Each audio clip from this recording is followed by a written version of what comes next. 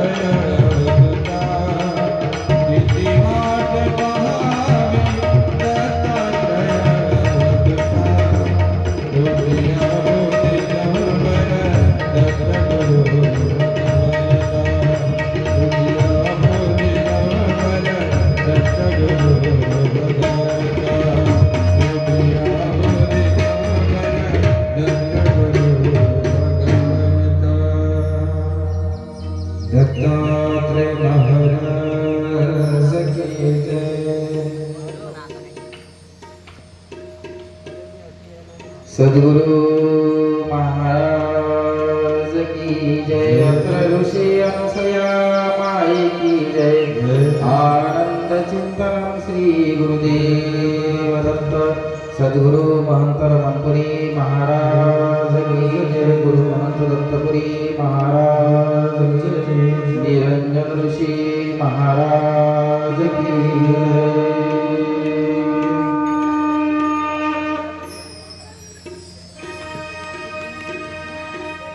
देवा दत्ता दत्ता देवा दत्ता दत्ता देवा दत्ता दत्ता देवा दत्ता दत्ता देवा दत्ता दत्ता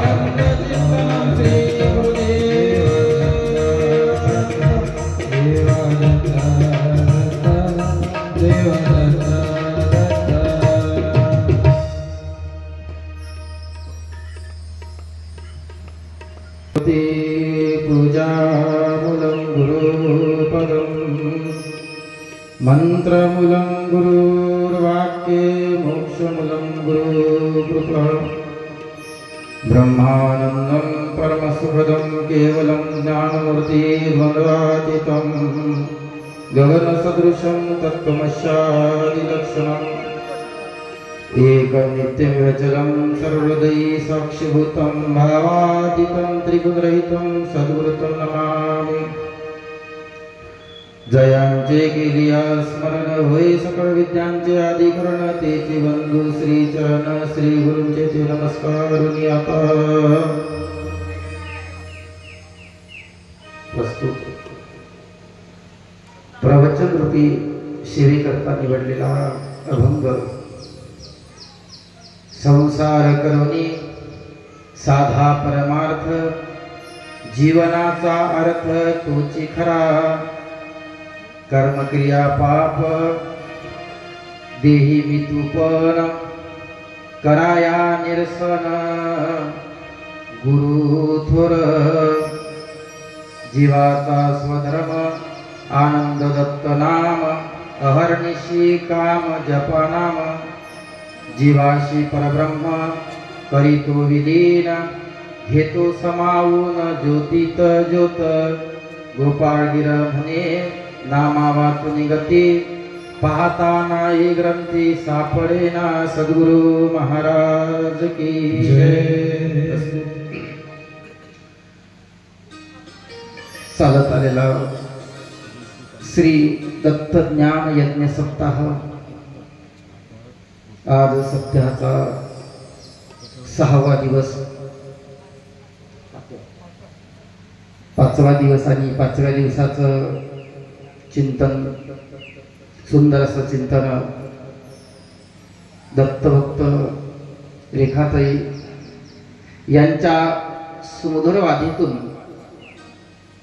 आपलं कळंबा गाव दत्तप्रभूच्या पदस्पर्शाने, संत महात्म्याच्या पदस्पर्शाने पावन झालेली भूमी आणि गजानन महाराजाच्या सानिध्यात असलेला, पंचक्रोशीत असलेलं आपलं सुंदर असं गाव. त्या गावामध्ये आज 5 दिवसापासून सुंदर अशी कथा चालू आहे. हो भाग्य आहे. संप्रदायामध्ये अनेक कथा कीर्तन चालू आहेत, पण संगीतमय नाही. आणि संगीतमय सुंदर अशी कथा आपण ताईच्या श्रीमुखातून श्रवण करत आहात. आणि सुंदर असणारी ही कथा श्रवण करत असताना आज 5वा दिवस महाराजांचा आग्रहास्तव तुमच्या सर्वांच्या भेटीचा, दर्शनाचा योग आला. पहा, सांगत असताना जो आपण चिंतनासाठी, प्रवचनासाठी जो अभंग निवडलेला आहे, हा अभंग गोपाळगिरी महाराजांचा दत्तपाठातील अभंग आहे. आपण चिंतनासाठी घेतलेला आहे. चिंतन आणि प्रवचन माध्यमिक कसं आहे? परमार्थात गेलेलं चिंतन आणि प्रपंचात केलेली चिंता. चिंता आणि चिंतनाचा विषय.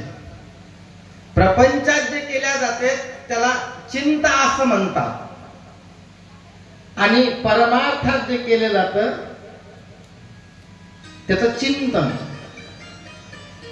चिंता केल्यामुळे शास्त्र सांगते आरोग्याचा प्रॉब्लेम निर्माण होते चिंता केल्यामुळे. पण चिंतन जर केलं तो जो आपला भवरोग आहे, काम, क्रोध, मद, मच्छर, दंभ, अहंकार, याचं चिंतन केल्याच्या नंतर हा भवरोग निघून जाते माणसाच्या जीवनातला. म्हणून परमेश्वराचं केलेलं चिंतन आणि संसाराची चिंता. दुसरा प्रवचन. प्रवचन म्हणजे परमेश्वर आणि परमेश्वरानं सांगितलेले शब्द, जे वचन आहे. आपण आनंद गीतेमध्ये एक ओवी म्हणतो, शेवटची ओवी 88 नंबरच्या. इति श्री दत्तात्रय दलाधम संवाद आनंद पूजेचा बोध निवारिला सारांश नोदे मोक्ष प्राप्ती कारण. म्हणजे शास्त्र सांगते भगवंतानं केलेला बोध, त्याचंच नाव प्रवचन. म्हणजे ईश्वरानं पर प्रवचन, म्हणजे 2 शब्द होते. प म्हणजे परेच्या पलीकडला परमेश्वर, आणि त्यानं जीवाला केलेला उपदेश, जीवाला केलेला ज्ञानबोध, जीवाला केलेला निजबोध, त्याचंच नाव आहे प्रवचन. आणि त्या प्रवचनासाठी तुम्ही आम्ही सर्वजण या ठिकाणी आलेले आहोत. जीवनामध्ये परमार्थ खूप महत्वाचा आहे, अत्यंत महत्वाचा परमार्थ. का परमार्थ महत्वाचा आहे? शास्त्र सांगते एक एक यवनी कोटी कोटी फेरा तेव्हा लागे वारा मनुष्याचा. सारविचार ग्रंथामध्ये वर्णन केलेलं आहे. 20 लक्ष यवनी वृक्षा माझी घ्याव्या, जळतरी भोगाव्या 9 लक्ष, 11 लक्ष यवनी किड्या माझी घ्याव्या, पक्षामध्ये भोगाव्या 10 लक्ष, 30 लक्ष पशुच्या घरी मानवा भितरी 4 लक्ष. एवढ्या लक्ष यवन्या भोगल्याच्या नंतर मनुष्य देहाची प्राप्ती होते. आणि मनुष्य देहाची प्राप्ती झाल्याच्या नंतर शास्त्रानं असं वर्णन केलं आहे, परमार्थासाठी देह दिला गोमटा तया फाटा फुटला बाधिकेचा. वास्तविकता भगवंतानं आपल्याला हा नरदेह प्राप्त करून दिलेला आहे. हा नरदेह प्राप्त केवळ ईश्वराच्या प्राप्तीसाठी केलेला आहे, केवळ ईश्वराच्या प्राप्तीसाठी. कारण तर शास्त्राने वर्णन केलेलं आहे, ज्या ज्या यवनी जाय प्राणी आई वडील मिळती दोन्ही, परी सद्गुरु कैवल्य दानी प्रालब्धा वाचून न घडे. महाराजांनी सांगितलं का बाबा, ज्या ज्या यवनीत तू गेला, कोण्याही यवनीत लक्ष 84, कोण्याही जीव यवनीत जा, त्या प्रत्येक जीव यवनीत गेल्याच्या नंतर तुले आई वडील मुलं बाळ पती पत्नी हे सर्व गोष्टीचं नातं चालन, पण कोण्याही यवनीमध्ये गेल्याच्या नंतर आपल्याला भक्ती करण्याचं भक्तीचं किंवा गुरुचं हे नातं कोण्याही यवनीमध्ये नाही. केवळ मनुष्य यवनीमध्येच हा योग आहे, केवळ मनुष्य यवनीमध्ये. आणि मनुष्य यवनीमध्ये योग असल्यामुळे आपण या मनुष्य यवनीमध्ये आलो आणि मनुष्य यवनीमध्ये आल्याच्या नंतर जीवाला एक भवरोग लागला. तो भवरोग म्हणजे संसार नावाचा भवरोग लागला. संसार नाही का, आपण धाव्यामध्ये म्हणतो संसार सागर दुस्तर भ्रांती मायापुर कैसा उतरुनी पैल पार चिंता पडली फार देवा तू येई बा. महाराजांनी सांगितलं किंवा आशा लागली से पाठी काही केल्याने आवरेना, नाही का. ह्या जीवाने लागलेला भवरोग आहे. जीवाने विद्या मायेचं पाणी थंडगार तिथे बुडाले थोर थोर, नाही बुडाले थोर थोर ब्रह्म विष्णू महेश्वर. एवढे महान महान आज ताईनं सुंदर कथेमध्ये वर्णन केलं, नाही का. म्हणजे वर्णन करत असताना शास्त्रात सांगितलं का संसाराचं महत्व सांगत असताना शास्त्र सांगते का हा जीवाले लागलेला एक रोग आहे संसाराचा. पण संसाराचा रोग असल्यामुळे संसाराचा त्याग नाही करता येत, का नाही. संसाराचा त्याग नाही करता. संसाराचा त्याग जसं पहा, एक उदाहरण तुम्हाला सांगतो. एखाद्या माणसाला जर शुगरची बिमारी झाली तर साखरेचा त्याग करायची गरज नाही, त्याग नाही करायला जमत. कदाचित जर शुगरचं लेवल जर कमी झालं तर त्याचा मृत्यू सुद्धा होऊ शकते, शास्त्र सांगते, नाही का. फक्त त्याची लेवल मध्ये ठेवा लागते. म्हणजे शुगर कमी नाही झालं पाहिजे, शुगर वाढलंही नाही पाहिजे. म्हणजे लेवल मध्ये एखाद्या माणसाचं शुगर जर खूप जर कमी झालं तर त्यावेळेस म्हणजे साखर पाणी द्यायला लागते, मग त्याचं लेवल येऊन जाते, नाही का. तो घबरवल्यासारखा झाला तर. मग महाराजांना वर्णन करत असताना या ठिकाणी अभंग घेतला. संसार करोनी साधा परमार्थ, जीवनाचा अर्थ तोची करा. मग संसारामध्ये आपण आलो, आल्याच्या नंतर संसारात आल्याच्या नंतर महाराजांनी सांगितलं बाबा संसारात आल्याच्या नंतर या कर्मभूमीवर आल्याच्या नंतर संसार हायच. आपण नाही जरी म्हणलं तरी आहे, तो कोण्याही रूपानं असू द्या संसार आहे. आणि संसार असताना मग शास्त्रानं वर्णन केलं संसारी आत राहा संसारामध्ये. संसार हा बाधक नाही सांगितलं शास्त्रानं, संसार हा बाधक नाही. शास्त्रानं वर्णन केलं संसार हा बाधक नाही, संसाराचे चिंतन बाधक आहे, संसारातली आशा बाधक आहे. संसार हा बाधक नाही, तो एक माध्यम आहे ईश्वरापर्यंत पोहोचण्याचं. संसार हा ईश्वरापर्यंत नेण्याचं एक माध्यम आहे. शास्त्रानं वर्णन केलेलं आहे. पहा, मी या ठिकाणी आलो, तुम्ही या ठिकाणी आले, काही गावातून आले, काही बाहेर गावून आले. आल्याच्या नंतर आपलं माध्यम काय घेऊन आलो आपण? गाडीनं आलो, बरोबर आहे का. कोणतं तरी टू व्हीलर फोर व्हीलर कोणत्या तरी गाडीनं या ठिकाणी आपण प्रवास करून आलो. आणि प्रवास करून आल्याच्या नंतर या ठिकाणी आपण या कार्यक्रमासाठी सर्व जमलो किंवा दर्शनासाठी या ठिकाणी जमलो. जमल्याच्या नंतर शास्त्रानं वर्णन केलेलं आहे, आल्याच्या नंतर जोपर्यंत आपण त्या गाडीचा त्याग करणार नाही तोपर्यंत मंदिरातलं मालकाचं दर्शन घडणार. त्याग करायला लागणार आहे त्या गाडीचा. ज्यावेळेस त्या गाडीचा आपण त्याग करू ना त्यावेळेस आपल्याला ही सर्व साध्य होईल. नाही बा मी कळंब्यामध्ये आलो, आल्यानंतर मी गाडीच्या खाली उतरणारच नाही. अरे बाबा तुला हे जर करायचं असलं तर गाडीच्या खाली उतरायला लागेल ना. गाडीच्या खाली उतरल्याच्या नंतर मग हे तुले घडण ना, हे नाही तर घडणार नाही. म्हणून तसा संसार सांगितलेला आहे. संसार हा शब्द असार शब्दातून तयार झालेला आहे. त्याला सं उपसर्ग लागला म्हणून तो संसार असा झाला. वास्तविक पाहता संसार शास्त्रानं वर्णन संसार असारची स्मरता आहे अनुभवले तो मूर्खपणा जन्माचा जावा कळे. शास्त्र सांगितलं का तो आपण आज त्या संसारामध्ये संसाराच्या बाहेर यायला तयार नाही. आपण त्या संसारामध्ये एवढं चिटकून आपण बसलो का असं वाटते आम्ही जर परमार्थाला गेलो, आम्ही जर त्या चिंतनाला गेलो, आम्ही जर कीर्तनाला गेलो, आम्ही जर प्रवचनाला गेलो, तर आमचं सर्व बुडून जाईल, डुबून जाईल, बुडून जाईल. भाषेचा थोडासा फरक पडतो. तर त्यावेळेस ते सांगितलं बुडून जाईल हे सर्व आमचा संसार, आम्ही जर तिथं परमार्थाच्या नादी लागलो तर. नाही का? शास्त्रानं सांगितलं बाबा हे असं नाही आहे. आपण करत आहोत म्हणून हे होत नाही, हा आपला भ्रम आहे. देवानं सांगितलं हा आपल्या चिंतातला, अंतकरणातला, डोक्यातला, बुद्धीचा हा भ्रम आहे आपलावाला, की नाही बा आम्ही करत आहोत म्हणून हे प्रपंच होत आहे. बाबा नाही, पूर्वीपासूनच चालत आलेला आहे. पूर्वीपासून ह्या गोष्टी चालत आलेल्या आहे. आपण एक निमित्त मात्र आहोत या ठिकाणी. भूतलावरचे या कर्मसृष्टीवरचे आपण हे जीवात्मा एक पावण्यासारखा, आपण पावण्यासारख्या. या दिवस आपला प्रवास संपला, त्याचा प्रवास संपला नाही का, ज्याचा जीवनातला प्रवास संपला तो निघून गेला.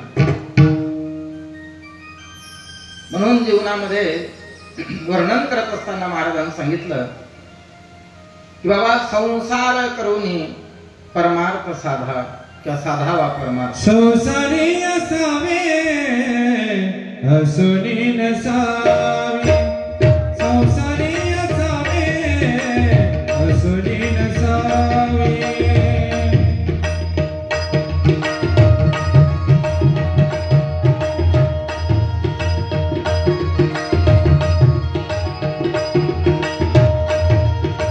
संसारी असावे हसुनी नसावे, भजन करावे वेडो वेडा, भजन करावे वेडो वेडा, वेडो वेडा.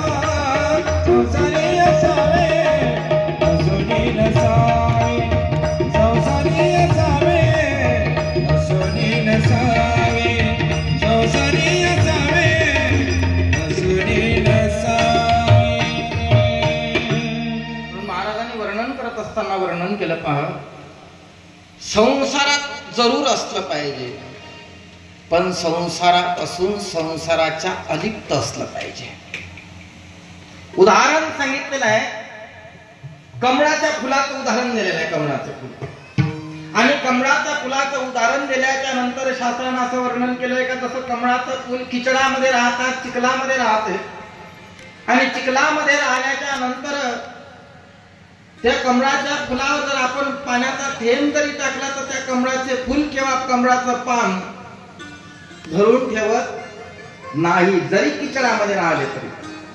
म्हणून शास्त्रानं असं वर्णन केलेलं आहे. अभंगामध्ये वर्णन करत असताना महाराजांनी सांगितलं का बाबा संसार असा असू द्या ना, संसारात असले पण संसारात असताना चिंतन भगवंताचं करा, परमार्थ साधा. कारण तर या जन्माला आल्याच्या नंतर पहा वर्णन केलेलं आहे शास्त्रानं, जीवा विद्यावंत मुळीचा कर्मभूती जन्मला, चतुर्वेद कर्मालयाचे प्रक्षावया आला. 4 कर्म धुण्यासाठी अविद्या, दैवता, माया आणि प्रपंच, हे 4 कर्म धुण्यासाठी जीव या ठिकाणी आला. आणि आल्याच्या नंतर जीवानं जोपर्यंत हे धुणार नाही, जीव शुद्ध स्फटिकासारखा होणार नाही, तोपर्यंत त्या परमेश्वरापर्यंत तो जीव पोहोचणार नाही. आणि पोहोचण्यासाठी शास्त्राने वर्णन केलेलं आहे का जोपर्यंत त्याचा संसार नावाचा पदार्थ, संसार नावाचा पदार्थ संसारात राहूनच धुवा लागणार नाही का. संसाराच्या अलिप्त राहून हा संसार नावाचा धुता येणार नाही, संसारातच राहून संसार नावाचा पदार्थ धुवा लागणार, जो दोष आपल्याला लागलेला आहे. आणि संसाराची जर व्याख्या आपण पाहिली तर संसार अमंगळ सांगितलेला आहे शास्त्रानं. एका शास्त्रामध्ये असं वर्णन आलं, संसार दुःख मुळ चहूकडे इंगळ, विश्रांती नाही कुठे रात्रंदिवस तरमळ, काम क्रोध लोभ क्षुनी पाटी लागली वंढळ, आणि कौनाक्षर न जाऊ आता दृष्टी देईल निर्मळ. महाराजांनी सांगितलं का कोणाने शरण गेल्याच्या नंतर संसारातून संसाराचं दुःख नाहीस होऊन जाईल. कोणाला शरण द्यावं. शास्त्रानं वर्णन केलेलं आहे का जोपर्यंत आपण सद्गुरु महाराजांनी शरण जाणार नाही तोपर्यंत संसाराचं दुःख सार असार हे जीवनामध्ये समजणार नाही. आणि ते समजण्यासाठी आपल्याला ते मंथन करावं लागणार आहे, चिंतन करावं लागणार आहे. चिंतन म्हणजे काय, प्रवचन म्हणजे काय, रे संसार आणि प्रपंच आणि परमार्थ याच्यातून जो सार निवडाचा आहे, या संसारातून जो सार निवडाचा आहे तोच सार म्हणजे भगवंत आहे. आणि प्रपंच हा असार आहे. या असार याच्यातून परमेश्वराचा सार असा परमेश्वर तो आपल्याला आपल्या जीवनामध्ये तो आपल्या भक्तीचा मार्ग, ज्ञानाचा मार्ग, वैराग्याचा मार्ग तो ईश्वरापर्यंत पोहोचण्यासाठी हे माध्यम आहे संसाराचं. म्हणून महाराजांनी सांगितलं का संसार करुणी परमार्थ साधावा, की संसारात जरी असलं पण परमार्थ साधावा. पण प्रश्न असा होता आपला, आपण मनुष्य जन्मामध्ये आल्याच्या नंतर असा एक प्रसंग सांगितला आहे. एका गावाला असं एक बांधलेलं होतं, कडकोट बांधलेला होता, परकोट म्हणतात त्याला काही भागात. आणि तो परकोट बांधला आणि परकोट बांधल्याच्या नंतर आंधळा माणूस, गर्भांधळा माणूस त्याच्यात गेला. आणि गेल्याच्या नंतर त्या ठिकाणी गेल्याच्या नंतर त्याला एकच दरवाजा होता. आणि एक दरवाजा असल्याच्या नंतर एक दरवाजा असताना त्यावेळेस तो भोवताल हात धरून फिरत फिरत जायचा. आणि त्या दरवाजाजवळ आलं का काही नाही कोण्या गोष्टीची तरी अडचण यायची. आणि अडचण आल्याच्या नंतर तो दरवाजा सहज पार करायचा आणि पुन्हा फिरायचा. तो दरवाजा आला का पुन्हा सहज पार करायचा आणि पुन्हा फिरायचा. त्याच पद्धतीनं वर्णन केलेलं आहे शास्त्रानं का त्याच पद्धतीनं जीव असणारा त्या परकोटामध्ये राहिलेला आहे, थांबलेला आहे. तरी बाहेर निघता येत नाही, बाहेर नाही निघता येत. बाहेर निघायचे अनेक प्रयत्न करत आहे पण बाहेर निघत नाही. कारण तो संसार त्याच्यामध्ये, तो संसाराच्या याच्यामध्ये असणारा गुरु पटून आहे, तो बाहेर नाही निघता येत. प्रयत्न भरपूर करत आहेत पण बाहेर नाही निघताय. त्याच्यावर वर्णन केलेलं आहे शास्त्रानं. अनंत जन्म झाले परंतु नाही झाल्या भेटी, आता कुणाला शरण जाऊ देवा तुझ्यासाठी. देवानं सांगितलं, शास्त्रानं वर्णन केलेलं आहे का अनंत जन्म झाले. कृतायुग गेलं, त्रेता गेलं, द्वापार गेला आणि कलियुगाचे 5127 वर्ष, 26-27 वर्ष एवढे वर्ष उलटून गेले तरी भगवंताची भेट झाली नाही. भगवंताची भेट नाही झाली. वर्णन करत असताना तर वर्णन असं केलं जाते का आपण दत्तमार्गी लोक आहोत का, जे परमार्थिक मार्ग लोक आहोत, जन्मोजन्मीचा पुण्याचा संचय असल्याशिवाय आपण या ठिकाणी येत सोपं नाही. पूर्वी जन्माचं पुण्य, जन्मोजन्मी आम्ही बहुपुण्य केले तेव्हा सद्गुरुनाथ कृपा केली. शास्त्राचं वर्णन का जन्मोजन्मीचा आपलं पुण्याचा संचय, आनंद संप्रदायाचा भक्त होण्यासाठी शास्त्राने सांगितलं कितीतरी जन्माची पुण्याई पाहिजे. आणि कितीतरी जन्माची पुण्याई असल्याच्या नंतर संप्रदायाचा बीज मंत्र साक्षात दत्तात्रय महाराजाचा जो बीज मंत्र आहे तो बीज मंत्र आपल्या कानात येतो. कितीतरी जन्माची पुण्याई असल्याशिवाय ह्या गोष्टी साध्य नाही होत शास्त्र सांगते. मग साध्य करण्यासाठी आपण या ठिकाणी आलो आणि आल्याच्या नंतर आपण या कर्मभूमीवर आलो किंवा आता आपण या ठिकाणी आलो, आल्याच्या नंतर जर हे आपल्याला समजत नसेल तर शास्त्र सांगते आपण ज्ञानदृष्टी हरपली, दोन्ही नेत्र आंधळे. आणि ज्ञानाची दृष्टी हरपल्यामुळे ह्या गोष्टी आपल्याला इथं येऊनही सुद्धा लक्षात येत नाही. म्हणून शास्त्र वर्णन करतात, महाराजांनी वर्णन केलं बाबा संसार करोनी साधा परमार्थ, प्रपंचातच राहा पण त्या प्रपंचात कसे राहा, प्रपंचाच्या अलिप्त राहा. प्रपंच संसारात जरी असले तरी त्या संसाराच्या अलिप्त राहा आणि सदैव त्या भगवंताचं चिंतन करा. कसल्याही प्रकारचं शास्त्रानं वर्णन केलं आहे, कसल्याही प्रकारची चिंता करू नये. संसारात जे भगवंतानं लिहिलेलं आहे, अकाल ललिते जे लिहिले तेन मोडे काही केले, जैसे काळे गोरे पण धुतले फिटवून येणे. शास्त्र सांगते जे आपल्या लिहिलेलं आहे हे चुकणार नाही. आपण जे चिंता करतो हे चिंता आपली व्यर्थ आहे. महाराजांनी सांगितलं का चिंता काय, आपली व्यर्थ आहे संसारातली. संसारात आपण कितीही जरी करत असन किंवा किती चिंता जरी करत असन त्या संसाराची, तर हे आपली व्यर्थ आहे. शास्त्राने सांगितलं व्यर्थ आहे संसाराची चिंता. कारण तर जे लिहिलेलं आहे, संचित्त क्रियमाने जाळिलो ज्ञान अग्नित, प्रारब्धाने देह चाले दूर केला अभिमान, शास्त्र सांगते नाही का. मग अशा प्रकारे महाराज सांगतात, प्रपंच करोनी साधा परमार्थ. प्रपंच जरूर करा, पण प्रपंच करत असताना तुम्ही परमार्थ सुद्धा साधा. मग परमार्थ म्हणजे काय? काय परमार्थाची व्याख्या?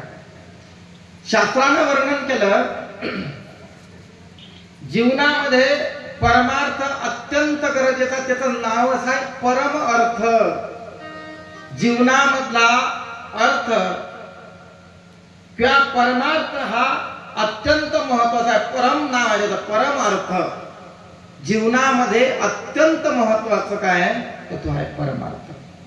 आणि ज्याच्या जीवनामध्ये परमार्थ नसन, त्याच्यामध्ये एक श्लोक वर्णन केला,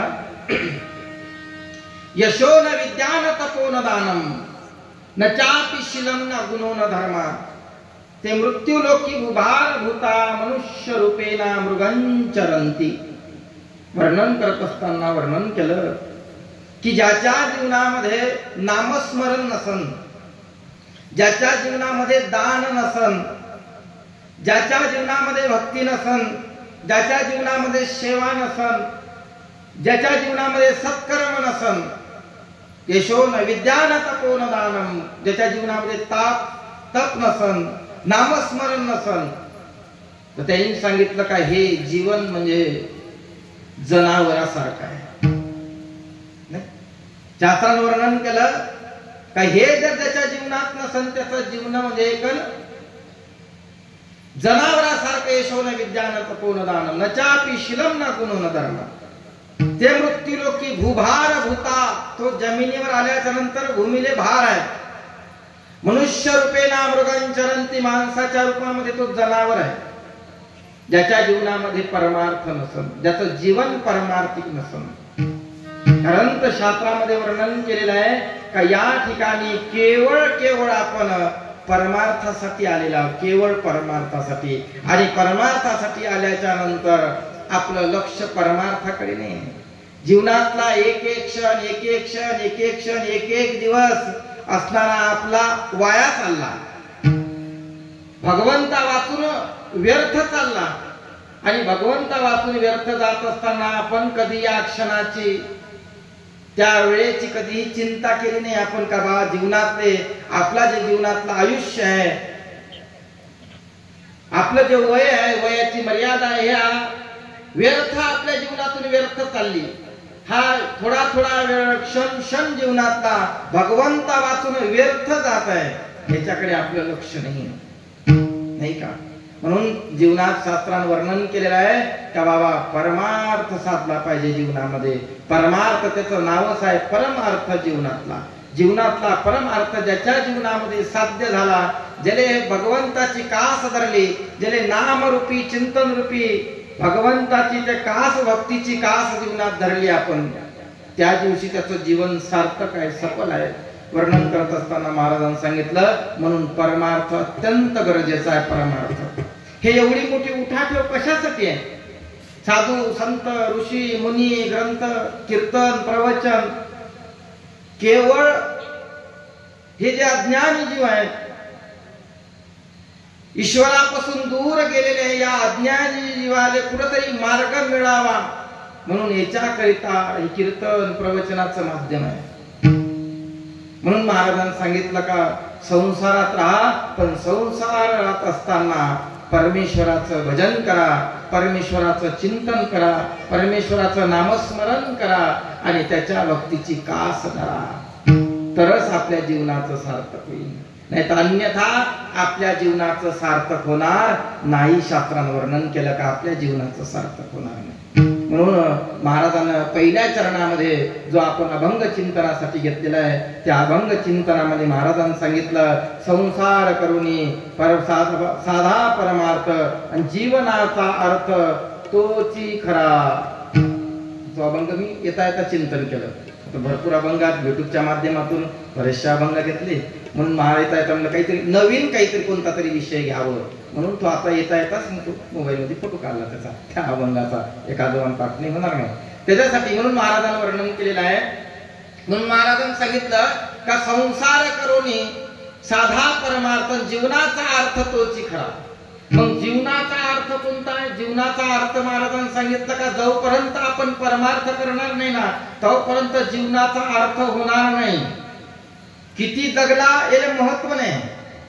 महाराजांनी सांगितलं 100 वर्ष पूर्ण पुरुष झाला, भक्ती विनवया गेला, ऐसे बोले मध्व मुनी चित्त द्यावे गुरु बोला.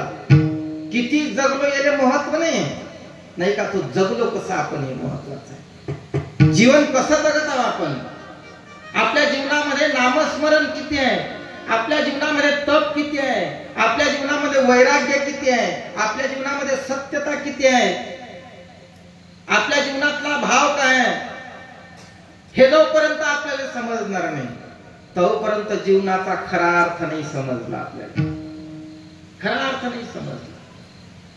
केवळ आता आपण आज जे जगत आहोत सर्वांचे विषय येतो, एका अंगाचा नाही कोणाचा.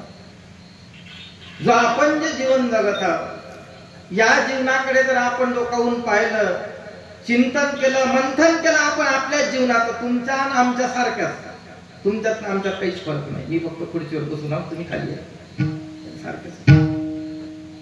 याचा जर चिंतन केलं आपण तर चिंतन केल्याच्या नंतर खरंच वाटतंय भगवंता आम्ही त्यापासून कितीतरी दूर आहोत, कितीतरी दूर आहोत, कितीतरी दूर आहोत भगवंतापासून, नाही का.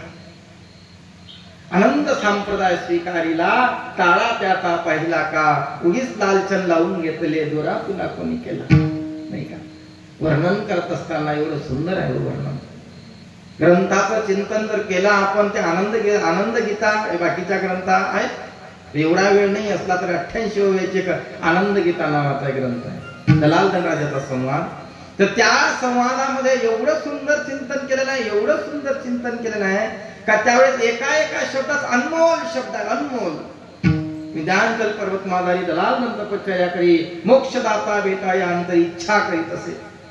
नामस्मरण करता भेटला तो स्वामी मोक्षदाता आला, चौपदार्थाचा ज्ञान निरोप पुण्य झाला, सत्य सत्य दलाल धनाशिक. असं जर चिंतन आपण केलं तर त्यावेळेस त्यानं वर्णन केलेलं आहे. भगवंतानं वर्णन करत असताना सांगितलेलं आहे का बाबा मनुष्य जीवनाचं महत्व सांगितलेलं आहे. भगवंत ईश्वरा वाचून जे आपण जीवन जगत आहोत, आज काही नाही वाटत. आज आपल्याला असं वाटते नाही बा आमच्याजवळ इस्टेट आहे, संपत्ती आहे, मुलं बाळ आहेत, नोकरी आहेत, प्रॉपर्टी आहे, ऐश्वर आहे, पण ज्या दिवशी खरंच हे सर्व नाहीस होणार, अंतकाळ जवळ येईल. एका शास्त्रकारानं वर्णन केले, ऐशी दशा येईल पुढे, तै मन होईल वेळे आले तेव्हा निवडून ठेव चोकडे आत्मज्ञान. महाराजांनी सांगितलं का ज्यावेळेस अशी दशा जीवनामध्ये प्राप्त होईल का त्यावेळेस आपण पागल झाल्यासारखं होऊ, त्यावेळेस बेचैन होऊ, समजणार नाही आपल्याला काही. हे समजण्यासाठी परमार्थ आहे, हे समजण्यासाठी परमार्थ आहे. जोपर्यंत हे समजणार नाही ना तोपर्यंत जीवनाचा खरा अर्थ नाही समजणार, नाही का. खलविदामध्ये एक उदाहरण आलं आणि खलविदामध्ये एक उदाहरण आल्याच्या नंतर एका राजाचं पोरग होतं. त्या राजाचं पोरग असताना राजाला 2 पत्न्या होत्या आणि 2 पत्न्या असताना त्या राजाच्या त्या राणीने काढून दिला आणि काढून दिल्याच्या नंतर त्या राणीच्या फार अवस्था खराब झाली आणि अवस्था खराब झाल्याच्या नंतर सुंदर एक मुलगा होता आणि त्यावेळेस तो मुलगा म्हणाचा आई मला दूध पाहिजे, आई मला दूध पाहिजे, आई मला दूध पाहिजे. आणि त्यावेळेस दूध पाहिजे म्हणल्याच्या नंतर मायल सांगायचं बाबा आता आपल्याजवळ आपल्या राजवाड्यात जाता येत नाही, त्याच्या घरी गाई काही कमी नाही, राजा होता. पण दूध पाहिजे म्हणल्याच्या नंतर त्याला एवढं माहित होतं का दूध पांढरं असते पण चव माहित नव्हती. मग त्यावेळेस ते पिठाचं पाणी करून त्याला पाजायला द्यायचं. खलविदाचं उदाहरण आहे.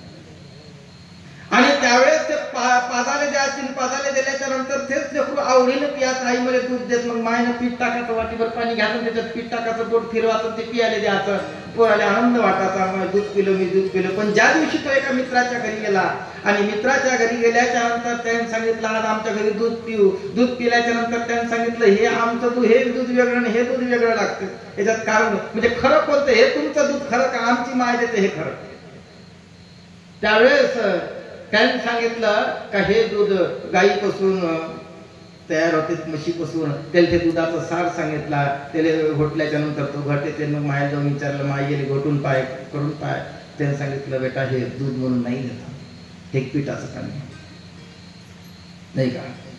जीवनामध्ये त्यासारखं दृष्टांत हा सिद्धांतासाठी असतं. ज्या दिवशी आपल्याला सार समजून त्या दिवशी पश्चाताप येईल का आजपर्यंत आपण जे केलं हे सर्व नाशिवंत आहे, नाशिवंत आहे. आज ते आपल्या सोबत येणार नाही. यादसाठी केला तहास, शेवटचा दिवस गोड व्हावा. महाराजांनी सांगितलं का याच्यात हे एवढं मोठं नामस्मरण, एवढं चिंतन काय. अंतकाळामध्ये भगवंताचं नामस्मरण येण्यासाठी, भगवंताचं चिंतन येण्यासाठी,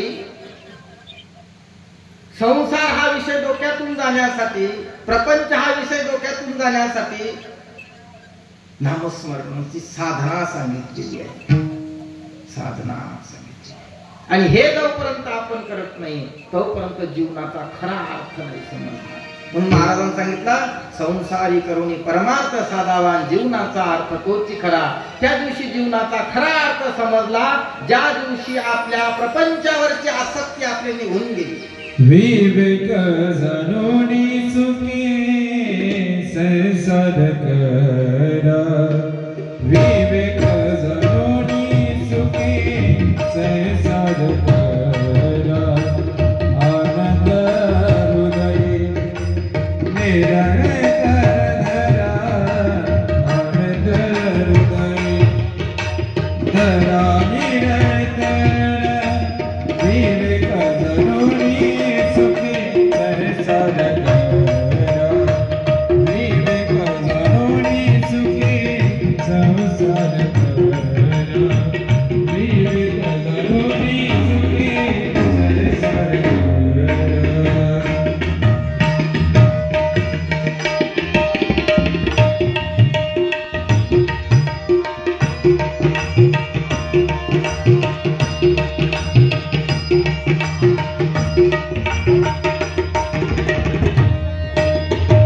येता जाता उठता बसता, येता जाता उठता बसता, खाता पिता, देता घेता बनता, आनंद बोला, आनंद बोला.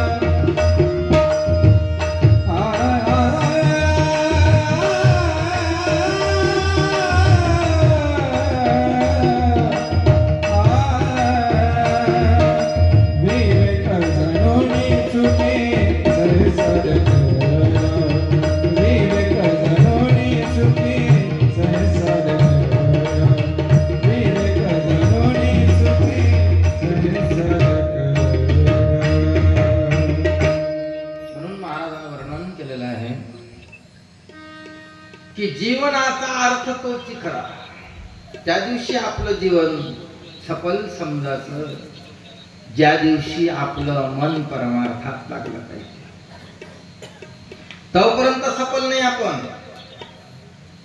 वर्णन करत असताना पा एक विषय नेहमी घेतो पुण्या प्रवचनात, कीर्तनात.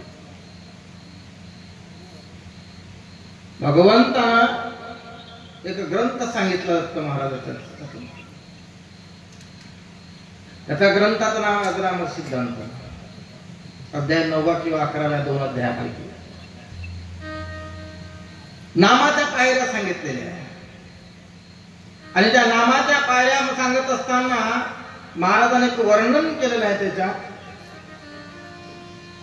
4 पायऱ्या सांगितल्या, नामत्व, अंतरत्व, निश्चयत्व आणि साक्षात्व. तर त्यामध्ये पहिल्या पायरीचं वर्णन करत असताना देवानं सांगितलं जोपर्यंत देहाचं निरसनत्व होत नाही, प्रथम देहाचं निरसत्व सांगून आनंद नामात व्हावी दिन अखंड करावे नामस्मरण प्रथम पायरी जावे. नेम चिंतन सांगतो या विषयात. त्याने असं सांगितलेलं आहे का जोपर्यंत जीवनाचा अर्थ तो चिखरा या विषयावर आपण चिंतन करतो, का जोपर्यंत त्यांनी सांगितलं हे आपल्या अंतःकरणातले जाणार नाही ना, आपलं मन परमेश्वराकडे लागणार नाही, तोपर्यंत जीवनाचा अर्थ खरा अर्थ समजणार नाही. आणि खरा परमार्थ त्याच दिवशी लक्षात येईल ज्या दिवशी आपल्याला आवड त्या परमेश्वराची झाली. त्यावेळेस जोपर्यंत त्या परमेश्वराची आवड आपल्या अंतःकरणामध्ये, आपल्या हृदयामध्ये, आपल्या चित्तामध्ये त्या परमेश्वराची आवड निर्माण होणार नाही ना, तोपर्यंत जीवनाचा अर्थ नाही समजणार, उमजणार नाही, समजणार नाही, नाही का. म्हणून महाराजांनी वर्णन केलं का बाबा प्रपंचात राहणं, जरूर प्रपंचात राहा, पण प्रपंचात राहून परमेश्वराचे भजन करा, परमेश्वराचं चिंतन करा, परमार्थ साधून घ्या. कारण पुन्हा आपण जन्माला येऊ आल्याच्या नंतर हे सर्व साध्य होईल याचा काही भरोसा नाही. किंवा उद्या करायचे, तुकडोजी महाराजांचे प्रमाण आहे, उद्या करायचे आज करा, काही भरोसाच नाही आयुष्याचा. अरे देह हा काचेच्या नळीये सारखा, कधी खाय धोका नेम नाही, नाही का. घडीचा भरोसा नाही, मनुष्य देहाचा घडीचा भरोसा नाही, बाकी कोण्याही गोष्टीची गॅरंटी देता येईल. एखाद्या साधारण आपण चपलीचं जर उदाहरण घेतलं तर आपण चप्पलवाल्याच्या जर दुकानात गेलो, सँडलवाल्याच्या दुकानात गेल्याच्या नंतर चपलीवाल्याच्या दुकानात गेल्याच्या नंतर त्याने विचारलं चप्पल दाखवा, पाय चप्पल घेऊन पाहिली, पाय घातला त्याच्यात, आणि त्यावेळेस त्या माणसाला विचारतो आपण गॅरंटी कितीची, केवढ्याची रे? ते म्हणे 200-400 रुपयाची. याची किती गॅरंटी? गॅरंटी म्हणल्याच्या नंतर तो सांगते 12 महिन्याची गॅरंटी. बाबा चपलीची गॅरंटी 12 महिन्याची, घालणारवाल्याची किती गॅरंटी? जे चप्पल घालणार आहे त्याची किती गॅरंटी द्यायची? तो 12 महिने घालून जे चप्पल याची काही गॅरंटी नाही. बाहेरून निघला, धडकलं गेलं, हे राहिली चप्पल जाग्यावर, नाही का. म्हणून जीवनामध्ये तो भ्रम आहे, आपल्या डोक्यातला जो भ्रम आहे हा भ्रम निघला पाहिजे. हा भ्रम आहे जीवनातला आपल्या. महाराजांनी सांगितलं का परमार्थासाठी नको वेळ लावू, प्रभू दर्शनाला मिळेना शरीर हे पुन्हा तुम्हाला. त्यांनी वर्णन केलं का बाबा भगवंताच्या दर्शनासाठी, भगवंताच्या नामस्मरणासाठी, भक्तीसाठी वेळ नको लावू, क्षण नको गमो, एक क्षण सुद्धा वाया नको जाऊ त्याच्या नामा वाचून. कारण तो जर वाया गेला जीवनामध्ये तर जीवनामध्ये सार्थक काही नाही झालं. का गए तो का नाही, क्या लाए तो कुछ नाही, नाही का. शेवटी महाराजांनी का वर्णन केलेलं आहे, जन्माला आल्या पाणी वाहू मेला रे बाबा, काही अर्थ झाला नाही, काही अर्थ नाही झाला. म्हणून याच्यासाठी जीवनाचा खरा अर्थ जर पाहता असला तर शास्त्र सांगते संसारात राहा, पण संसारात असून सुद्धा त्या भगवंताचं चिंतन करा, त्या भगवंताचं भजन करा, जेणेकरून आपल्या जीवनाचं सार्थक होईल. जीवनाचा अर्थ तोची खरा, असं महाराज उदाहरण सांगतात का जीवनाचा अर्थ तोची खरा. पहिल्या चरणातला अर्थ. त्याच्यानंतर महाराजांनी दुसऱ्या चरणामध्ये सुंदर त्याच्यापेक्षा वर्णन केलं तर त्यावेळेस महाराजांनी सांगितलं का जीवनाचा अर्थ जर समजल्याच्या नंतर त्याच्या जीवनाचा अर्थ जरी समजला, त्याच्या जीवनामध्ये कर्म, पाप, दोष हे सर्व सुद्धा कोण निरसन करण? सद्गुरु महाराज निरसन करण. महाराजांनी सांगितलं कर्म, क्रिया, पाप देई मी तू पण कराया निरसन गुरु थोर. महाराजांनी सांगितलं दुसऱ्या चरणामध्ये तर कर्म, क्रिया, पाप देई मी तू पण. प्रत्येकाच्या जीवनात जन्माला आलं का कर्म सुरू झाले. कारण हा देह 3 गोष्टीवर अवलंबून चालते: कर्म, क्रिया आणि संचित्त. त्याला प्रारब्ध असं म्हणते.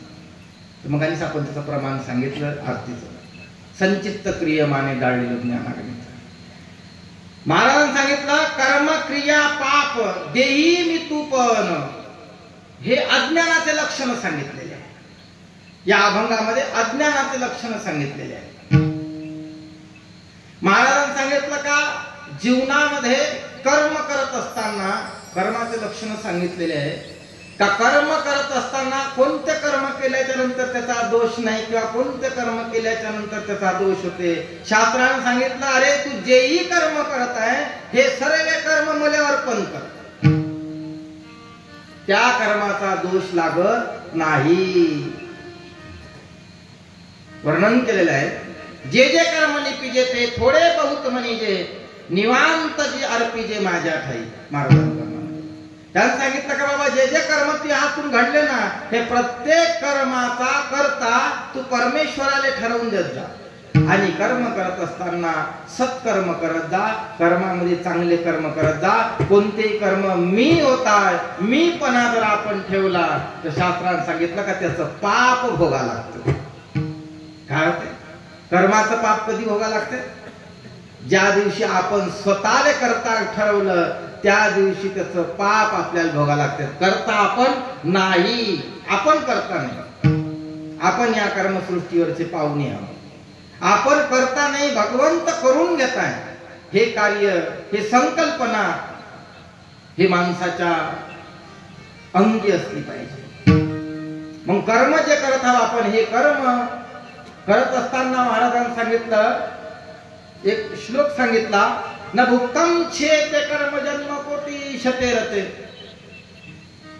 कर्माचे लक्षण कर्माचं जर उदाहरण पाहिलं आपण काही काही वेळेस असा प्रसंग येते थोडसा वेगळा भाव आला याच्यात कर्माचा विषय.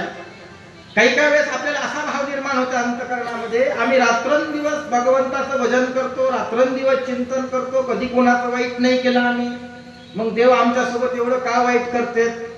काही वेळेस त्याचं चिंतन थोडस वेगळ्या रूपानं झालं तर त्यावेळेस काही वेळेस आपल्या अंतःकरणामध्ये असा भाव निर्माण होतो.